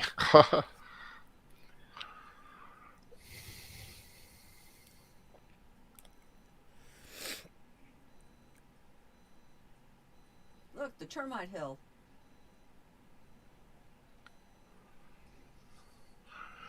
It's not a termite hill. Well, Say laccolithic igneous rock. it was aliens. Alien termites. Yeah, aliens made it. Could you see Sly Stallone in this role? Oh, what is as Neary? Yeah. I don't know. It might be a different movie. Probably punching some people, right? I don't know.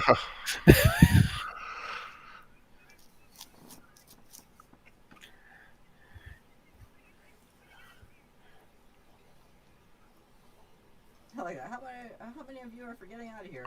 Everyone raised Someone their said hand. there's Lance Henriksen. I don't know who that Oh. is.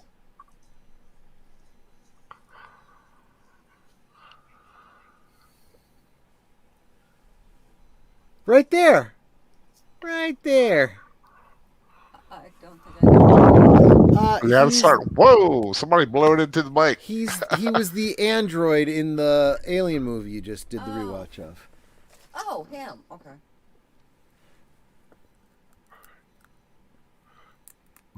Oh, that's right. He was in that one. That's the one I missed because I didn't have internet. Aw.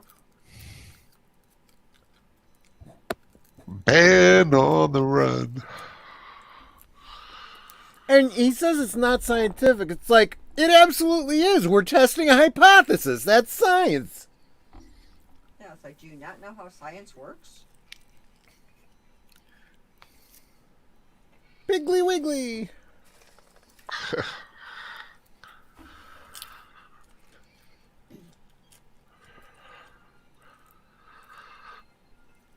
kind of like how he just smiled. He like let him go. Didn't say anything.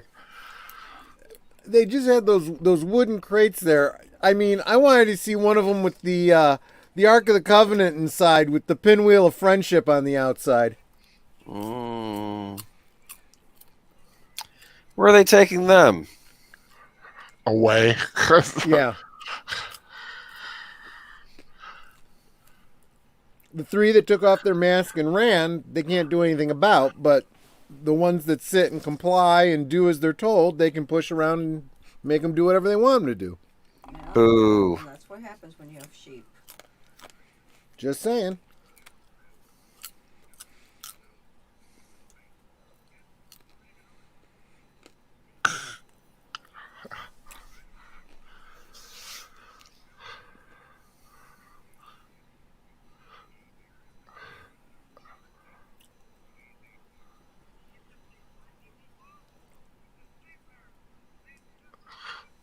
Guess you could say, what did he want?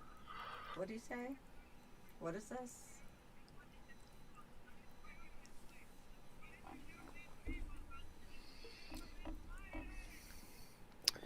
See that, Troy? He was invited. Okay. You know, I've been invited to places that I've turned down because I had family obligations. I've had friends invite me to strip clubs, and I've said, no, I'm a married man. I don't do that. You know, Boomer, let's just admit it. Troy's a family man. He's going to stay at home, and on Christmas, he's going to watch Die Hard because he thinks it's a Christmas movie. I'm And saying it's just going to add to the actually wrongness watch Die of Hard what's Christmas. going on with him. That's You're going to ruin the whole shtick, sweetie. Don't tell him that. Richard Dreyfuss was a family man until he got a sunburn on half his face from an alien. Okay. Yeah. He was a family man just like my father, who decided that the gash on the other side of the fence was tighter than the one he had at home, so he buggered off. okay. Let's ooh. That's graphic in an underhanded way. Look, all I'm saying is, you're married. You make your choices in life and you stick to them. You run off and you do something else, you're a jerk. But he didn't run off. She did. He drove them off. Because They his left. obsession was more important. He can't control it. Through sickness and There's a in lot health. of people that do a lot of drinking that say they can't He control it either. was sick. He was sick. She didn't stand by him. It's not my fault. I have urges. Oh, screw that. I know. Yeah, you got urges. I'm your wife, so you have those urges with me. Yeah. You know? That's why I don't understand that stuff with guys.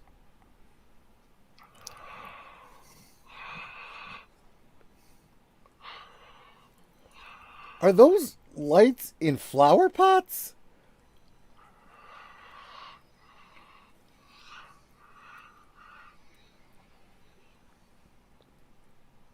Could be.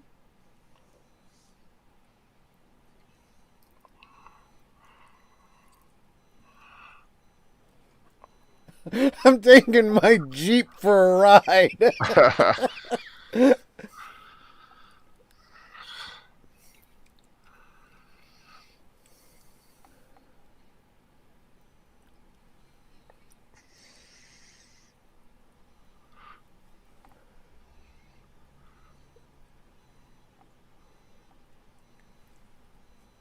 I was like poor Larry slowing everybody down.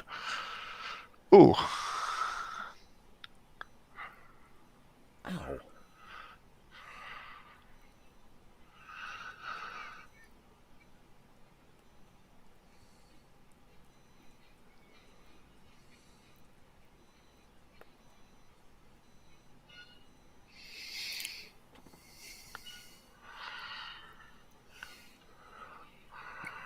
Is that gas? Yep, it's like a sleeping agent. That's what had knocked out all the livestock that was on the road. They didn't kill them; they just made them sleep. Okay. I was about to say, you don't leave the little lambs alone.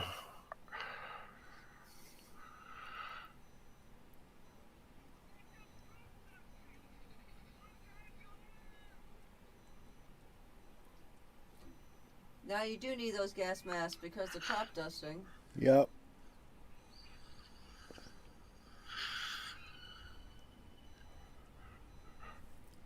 Night, night.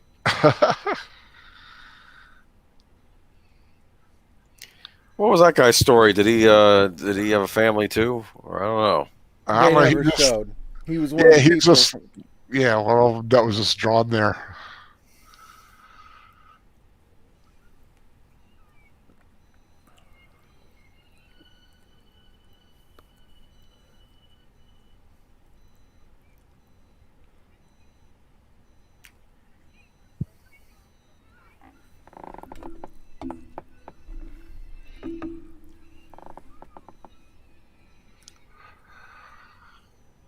Keeps sliding.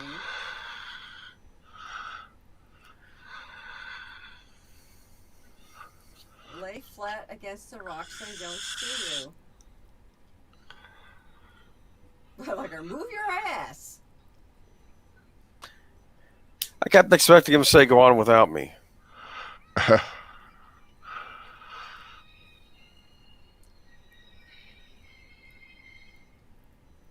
That must have been you.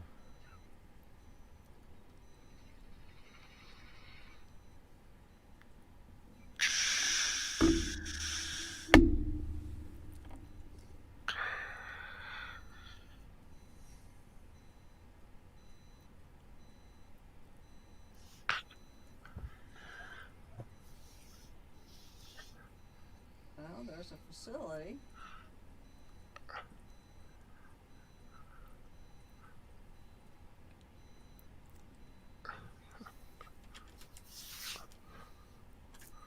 Ready for the light show.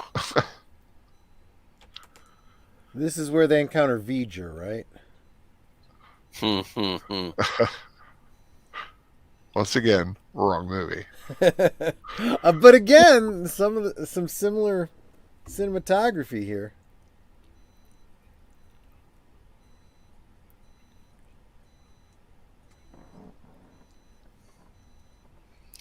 Spock said V'ger was a kindred spirit, right? Yeah.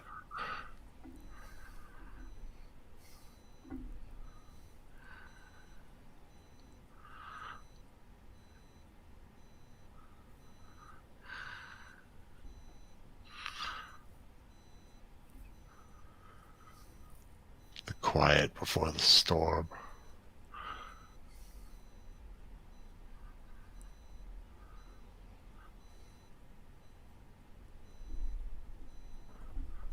This is why they didn't want anyone getting close. 'Cause now their secret's out. Come together right now over me. Oh, they make the form of the Big Dipper.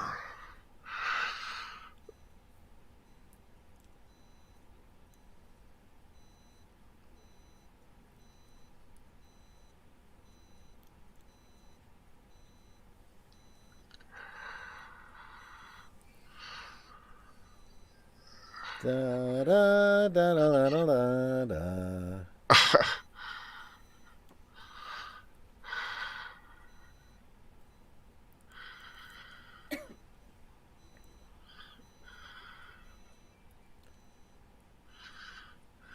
Behind you.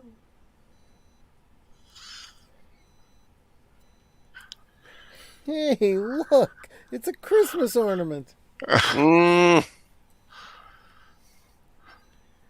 Do they sell toys of these? I don't think there was any toy tie-ins for this.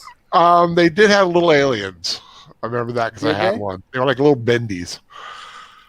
I don't know if they have the. I mean, you can find stuff now, but back then I just remember the alien. And there's a Wish I little still had that red little light. thing. Bing. You see that little red light? It's like, okay, is there just like one little being in there just flying that I sucker around? all kind of switched feel up? like these guys are related to the little gizmos from Batteries Not Included. Yeah, or like that's the kid following the parents or something. Or the family pet.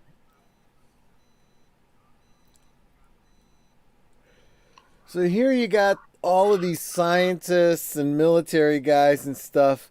And the aliens, what do you want to bet they're like just alien kids on, spring break, just screwing around on the backwater planet.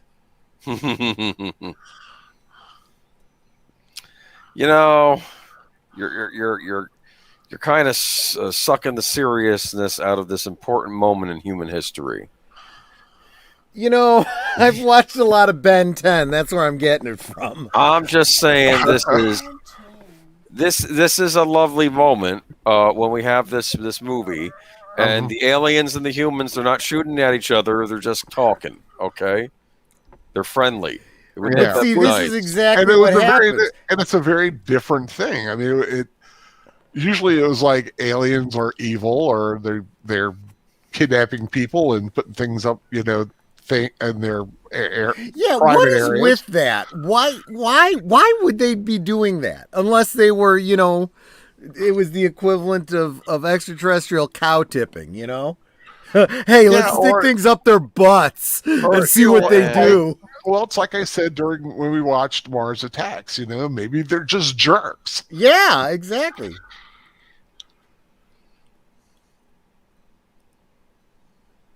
I'm sure these aliens are like, hey, look, we taught them how to play this pop song that we made up. They are talking to each other. But without knowing the context, we would be speaking in gibberish. Darmok and Jihad at Tanagra. Yep, exactly. When the walls fell.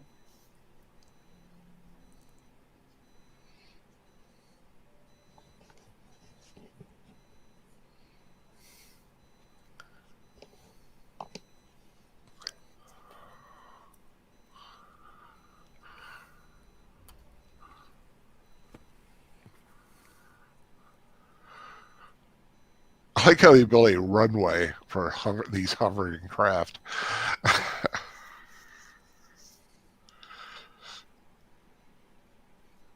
That's just like the alien rock band. They came to do a concert.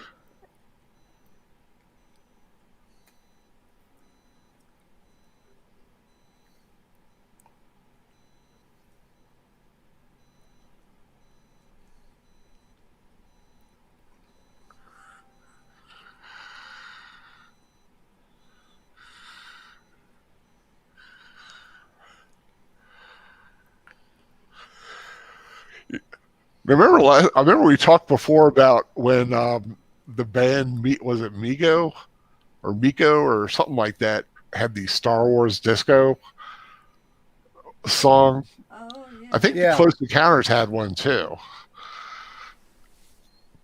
It's like da da da da da da da da da da da. It's like this like that was a success. They came and gave us a concert and then they left.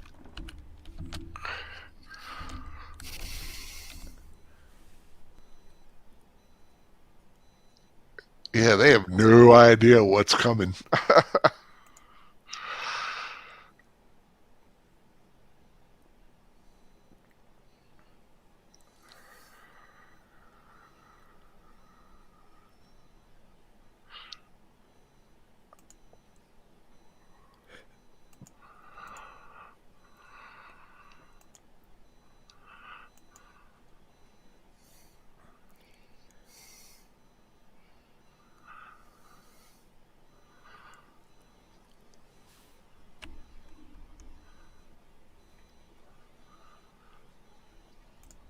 comes the angel of death again. That is a cool effect, though. Mm-hmm. Cool You know, and creepy. What were you saying, Boom? they knew how to do clouds back then. Yeah, I read how they did it. I just I can't remember. I know it was like a fluid and paint kind of a. Cool. You know what I'm glad about this whole scene? You don't have some nervous soldier like shooting the gun off at one of them. Nothing dumb, stupid like that. Okay, it's just we're just gonna talk. You don't have the evil general that wants to blow everything up. Well, that's what always bothered me about that trope.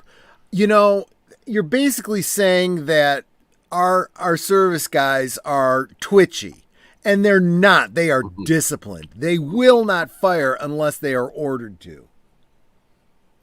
Yes, but they also have to be told no doves. Yeah, and don't release any doves either, you hippies. That could be why they're keeping the people away from here. They're afraid, some guy's gonna, mess up the whole thing. So Torque guy's like, "Wow, can of worms has been opened. I can't wait to watch more episodes of Smallville where Lionel's a distant, abusive father, abrasive father, so I can relive my childhood." Yeah.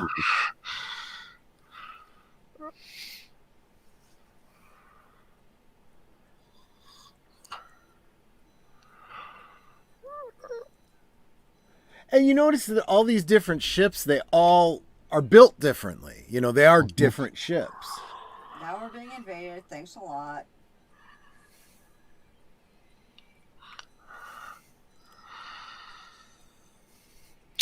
Yep, Troy, we just have 214 more Smallville episodes to get through. Okay. Yeah, I know. I don't think we're gonna watch them all. What? Well, I think I'm going to, give synopses of some of them and go, this episode sucked. I say we just forget about this one altogether. Oh, I thought I saw a dove fly by. It's just the papers flying. By that logic, you would just skip all of season 4 anyway. Yeah, well, I'm not saying that's out of the question.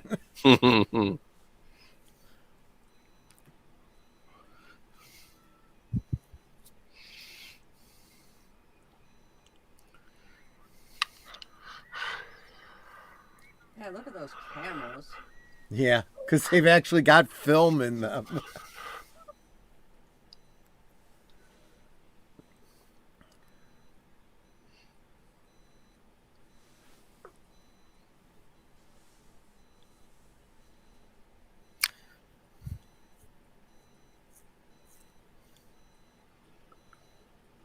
People have a right to know.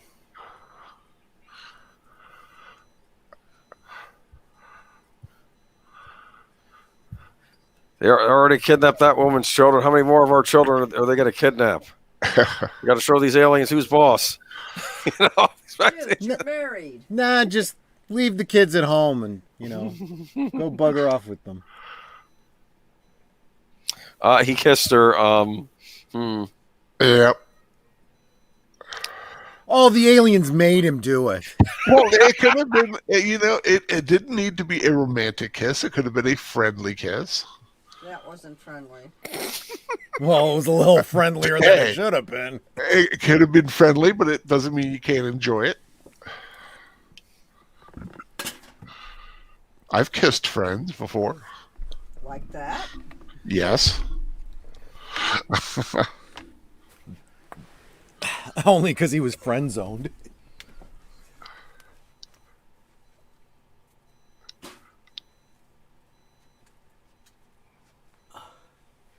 Now, when we had a medieval feast, we had the cloved orange. I think I've mentioned it before.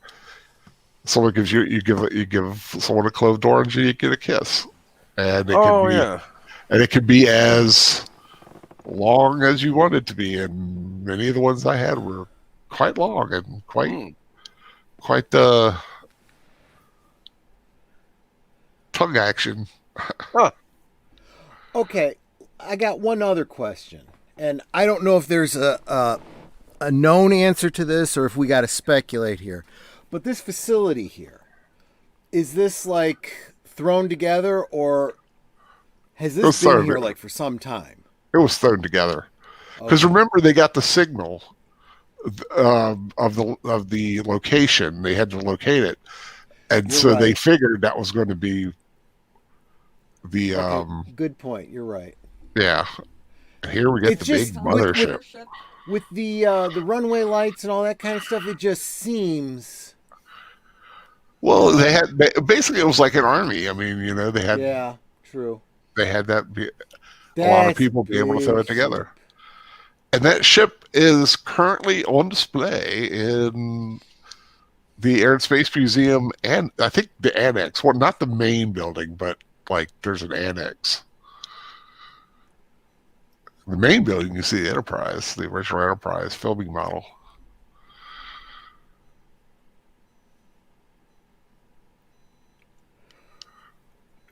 The original concept for this was a big dark craft, and that's why you get this long dark shadow. It wasn't until later when he realized he wanted it to like have lots of lights like that. Oh, So that's why the lighting's a bit wonky. And there's all kinds of things in that ship too. There's like supposed to be like an R2 D2 up there, and you know, something else that's kind of cool about the look of this ship. Notice how it's got both like orangey red and whitish blues. mhm. Usually you see ships like this and it's all like one color. Yeah, it's And there's yellow in there. it's like a Christmas tree, literally. I mean, yeah, Kinda, yeah. it's monstrous.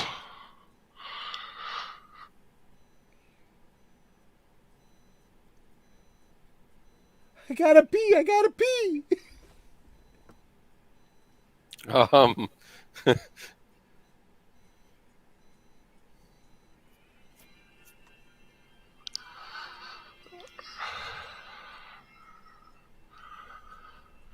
That is pretty darn cool though. Yeah, But the one thing that kind of goes unsaid, a ship that big that can float and then spin around mhm. means they have completely mastered gravity. Yep. That's a huge deal.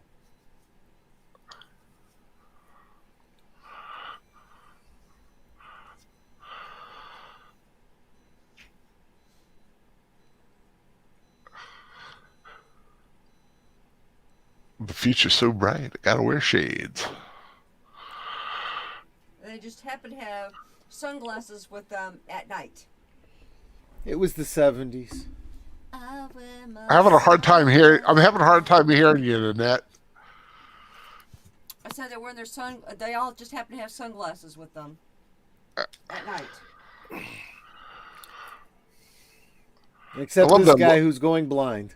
I love the look of wonder that they have. Spielberg likes shots of people looking at things. That's his. Yeah. Over Jurassic Park. Oh yeah. What do you think would be more amazing, Troy? Seeing a dinosaur or seeing an alien spacecraft? Alien spacecraft. I think dinosaur would be just, poop inducing. Okay. That depends what kind of dinosaur too. Well, true. And they had a guy playing a tuba do that. That was a tuba. It did sound like one, yeah. Yeah, I'm it having was. a contact lens problem. I'll be right back. Okay.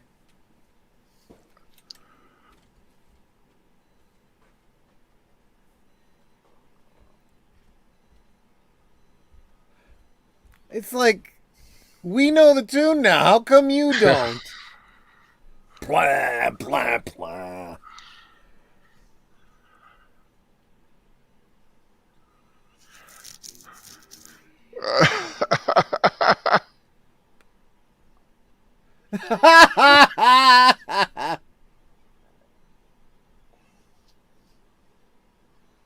Very good. Now you got it.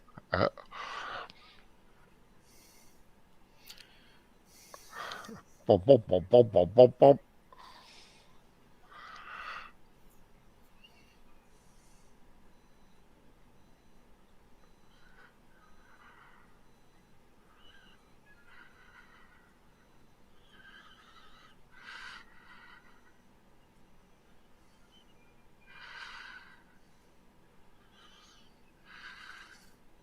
See, where does that board remind you of that old video game Breakout a little bit?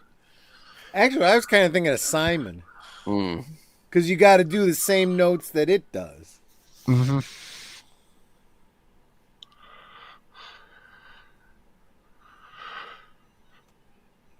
Yeah, that color combination is really nice on that ship.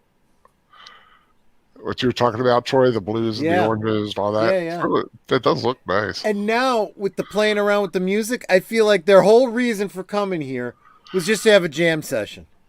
Like I said, it's kids. Or that or old hippies, right? Yeah.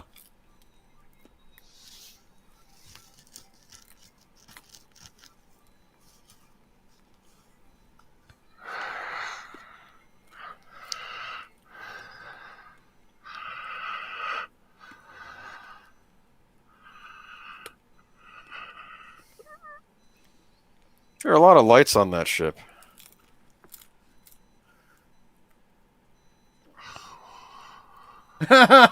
Jaws. Mm-hmm.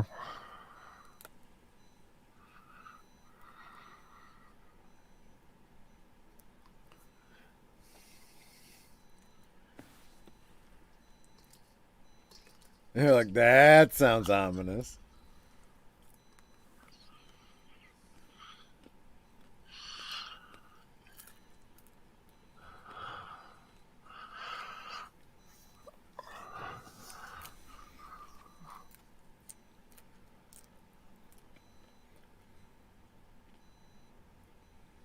Time to meet face to face.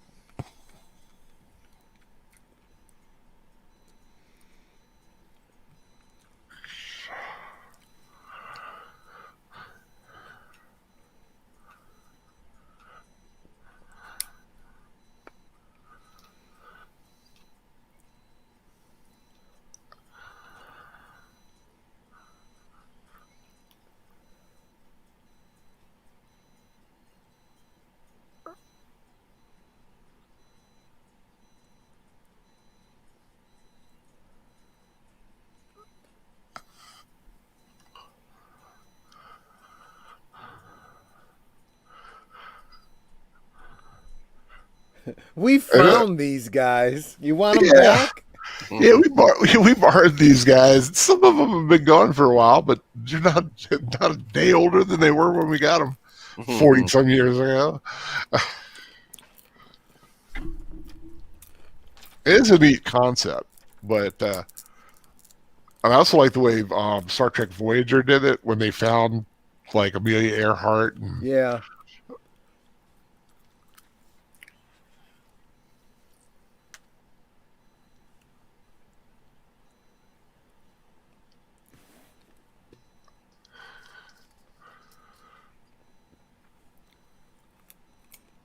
These are the 1945 guys.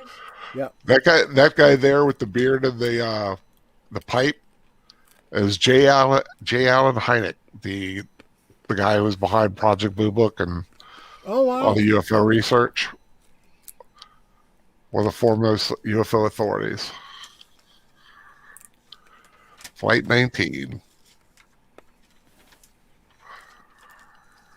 Wow.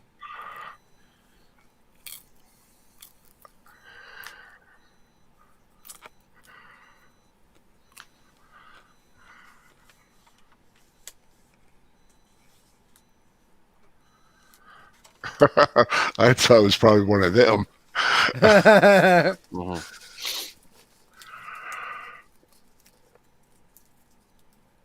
I just think it's, and I love the lighting effect of it, that you don't really see the faces. Yeah. Do you like that line? Einstein was right. Einstein was probably one of them. One of them, Yeah. yeah. And here comes little Barry.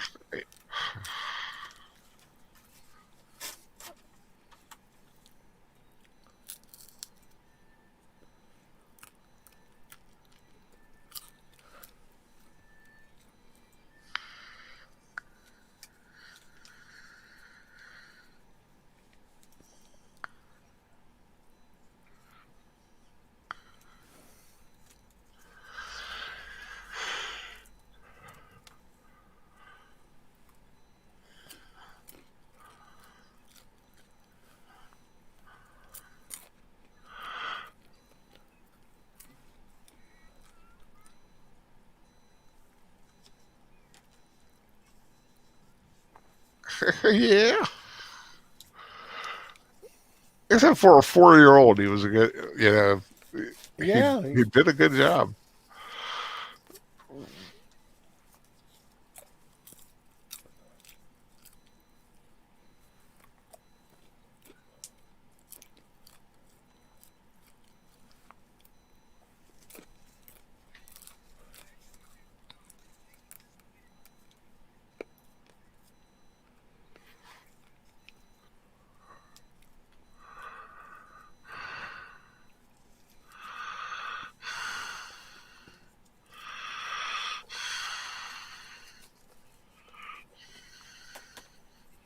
Mm-mm.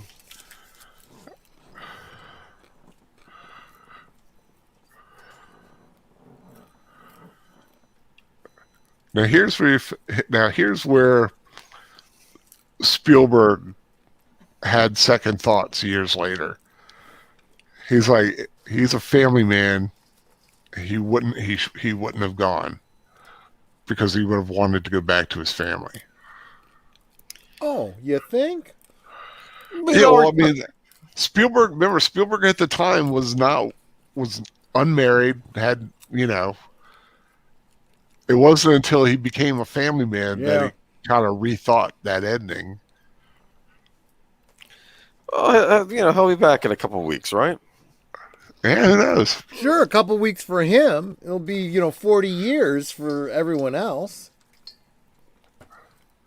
But if you were unattached and you had the opportunity, and this thing always creeped me out, this long-legged alien thing. It's a stick Yeah. figure. It was actually a test shot they did it was like a marionette, Uh-huh.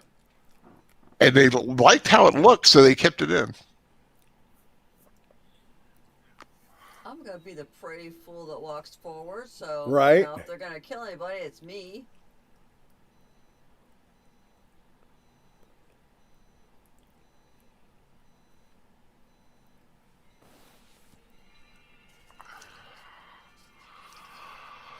I am Slender Man. Yeah, right? Mm. And what kind of a planet must that creature have developed on? It had to be pretty low gravity. Well, grab, yeah. But then is that a different species than these little chuckleheads here? Could be. I always wondered that. I mean, it's kind of an interesting concept. Maybe it's like a federation. There's several planets. And, Which would explain all the different ships, right? yeah, the different ships, different sizes. Or, you have these are the regular aliens, and that tall, thin one was like, the Spice Navigator. Or he's an elder. Could be. Maybe that's their method of aging, that they start as these little guys, and then they Maybe. kind of grow up and they turn into Sleeky Man.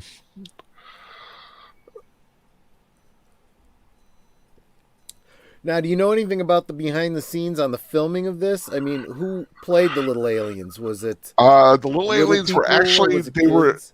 little kids, and they were all girls because they were more graceful at how they walked. Okay, I can see that. Sure. And the cinematographer purposely made them kind of like washed out like that. And one of the producers, I think it was Deborah Hill, was it Deborah Hill? Was upset at the way it looked and wanted it like the way it was supposed to be. And you could tell it was like horrible. It just didn't look right. So they used the fuzzy because it just made more sense. You didn't see the masks and stuff like that. They look like right out of V. Right. But yeah, they were all like little local schoolgirls in Alabama because this was done in Alabama in a large air hangar.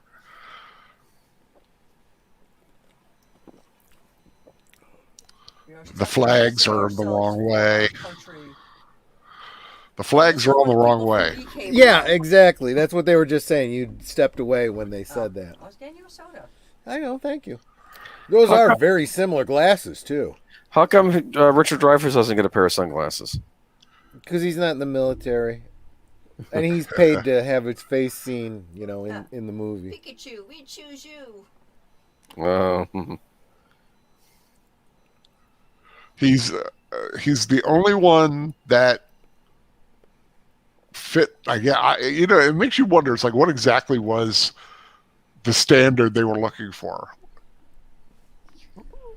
Someone who wasn't a pompous ass? Someone who liked mashed potatoes. That's it.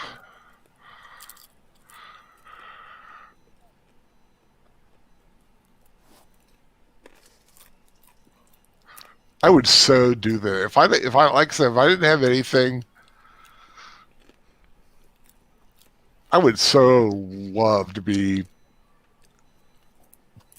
taken by an alien. But maybe not the anal proby kind, but this kind, a little more adventurous kind. Hey, look, we're not judging. Whatever you're into, Well,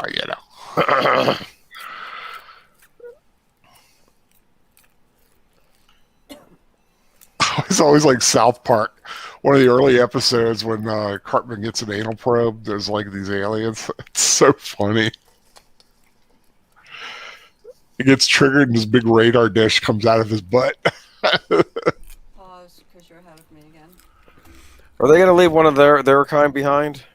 Is that what I'm getting from this? I don't think so, but it'd be cool. I always loved this alien guy. He looks so cool.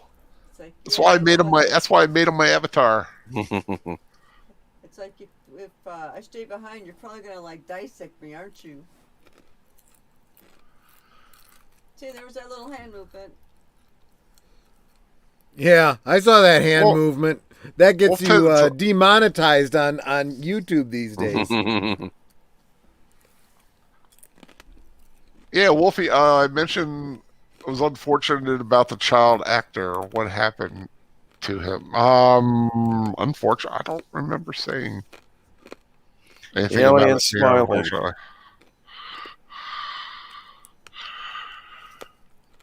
There's Lance Hendrickson there.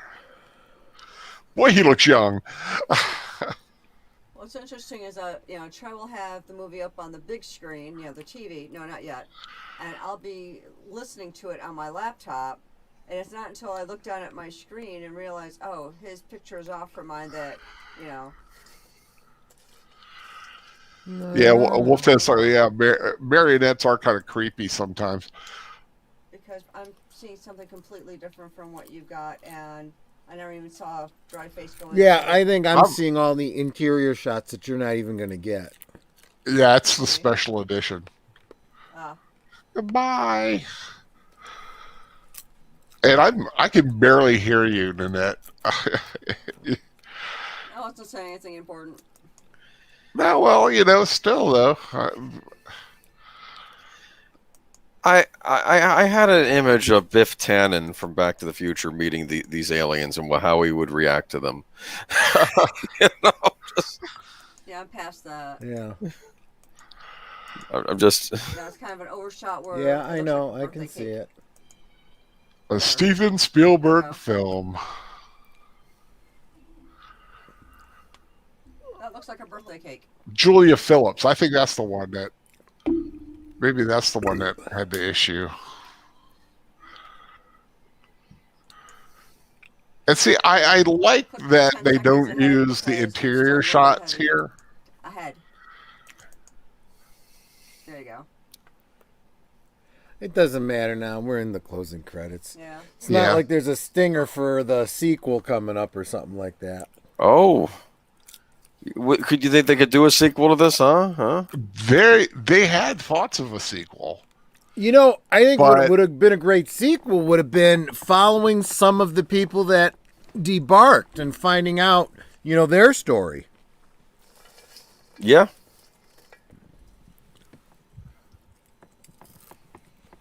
Or you Or get to those see people all. that, were escorted away. What happened to them? Or this lady with her kid that stayed behind. Well, a lot of possible what ifs and alternate storylines that could be followed. I like that shot there. I don't know if you got the same one, but like the long distance, they're like way in the distance there. On the way out of the solar system, they stop Yeah. at Jupiter to, check out the big obelisk. Yeah. They Do drop they- off the obelisk. That's where that's why. While we're It's watching there. the rest of the closing credits, remember if you want a copy or you want a chance to win a copy of Alita Battle Angel, make sure you go to my channel from last week and put in there I want Alita. Well, I think we're actually at the point where it's time to do the drawing. I mean, we got to kind of go with what's there. Oh, well, one final time. Yes, if you want a copy of Alita Battle Angel on DVD, please go to Netter's Network and the video for Alita Battle Angel rewatch that we did last week. Write down I want Alita in the comments for a chance to win. Now, do it. If you haven't done it, do it now. Own the DVD of one of the best sci-fi films in the last couple of years.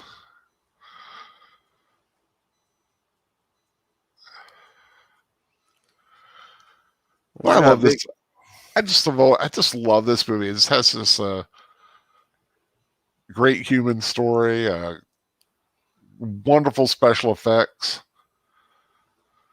and yes, the forever controversy of what kind of a family life that they had. I still say she left him, but that's it. And that is Close Encounters of the Third Kind. Oh, look at that! They had to put a thing on. They had to get permission for the scene from the Ten Commandments. Oh yeah, they had to get that. Oh, that's right. Oh man, I had an automatic start, but the next movie in my file was about to play Death Race 2000, the old one with David Carradine and Stallone and all those guys. I have to do a rewatch. Sorry, of guys, that we one day. had to mute and get away for a second. We were having a little problem over here. Oh, everything all right? Yeah, fine now. So yeah, I think what we need to do is we just need to pick the name. I'm only seeing 2 names, and so it's going to be 1 of 2 people that wins that Alita Battle Angel. And Troy is going to pick the name. I wrote the name down on little slips of paper, fold them up. He doesn't even know what. 50 shot. Yeah. Yeah. So it's either going to be Melissa Harris and Sons, or it's going to be the Catman, aka Dee Myers. Ooh, 50-50 shot. Move your glass out of the way. Are we going to get a drum roll?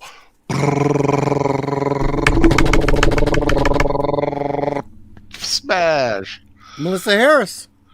Melissa like Harris Melissa Harris' wins sons the is getting the DVD. So what I'm going to need you to do, Melissa, is how can she? You know what? Contact Netter. Send her your contact information. Yeah, just, whether send you're me a yeah. message on Facebook with your address, and I will send that out to you. Yep. and hopefully it'll get there within a month or two. Okay, guys, I need to step away. If you have to go ahead and end the show without me, go ahead. You all right, Troy? I Well, don't hopefully know he's what's all going right. on. Hopefully he's all right. Maybe does he have to take a Professor Geek? I'm not sure what's going on. It's like at one point he put himself on mute, started yelling at me for about something, and then he just now had to go take care of something. So I don't know Oh, what's going on. well, okay, You well, know how it is when somebody mouths something at you and you still have no idea what they're talking about because there's no sound, oh, so you don't know what they're talking about? Yeah, he did one all of the those. I'm time, like, I don't know what he wants. all the time, all the time. But yeah, Close Encounters, wonderful film. Glad everybody could join us for that one. I will say the next film on Big Al Presents Films with Friends is going to be the Bill Murray comedy classic, his first film, Meatballs, because No. we're about to enter. It's going to be July the next time we do it, and July on Big Al Presents is What Happened Over the Summer. We're going to have a trio because I have 3 films, 3 weekends that month of various summer vacation films. We have Meatballs, which will be the first one I do, and then we're going to do Dirty Dancing and Friday the 13th, the original. Wow. Cool. And I'm trying to get the fan band for Friday the 13th. And I have asked my friends, Sierra, who also goes by Soups Girl, who was my one of my co-hosts when we did Iconicast.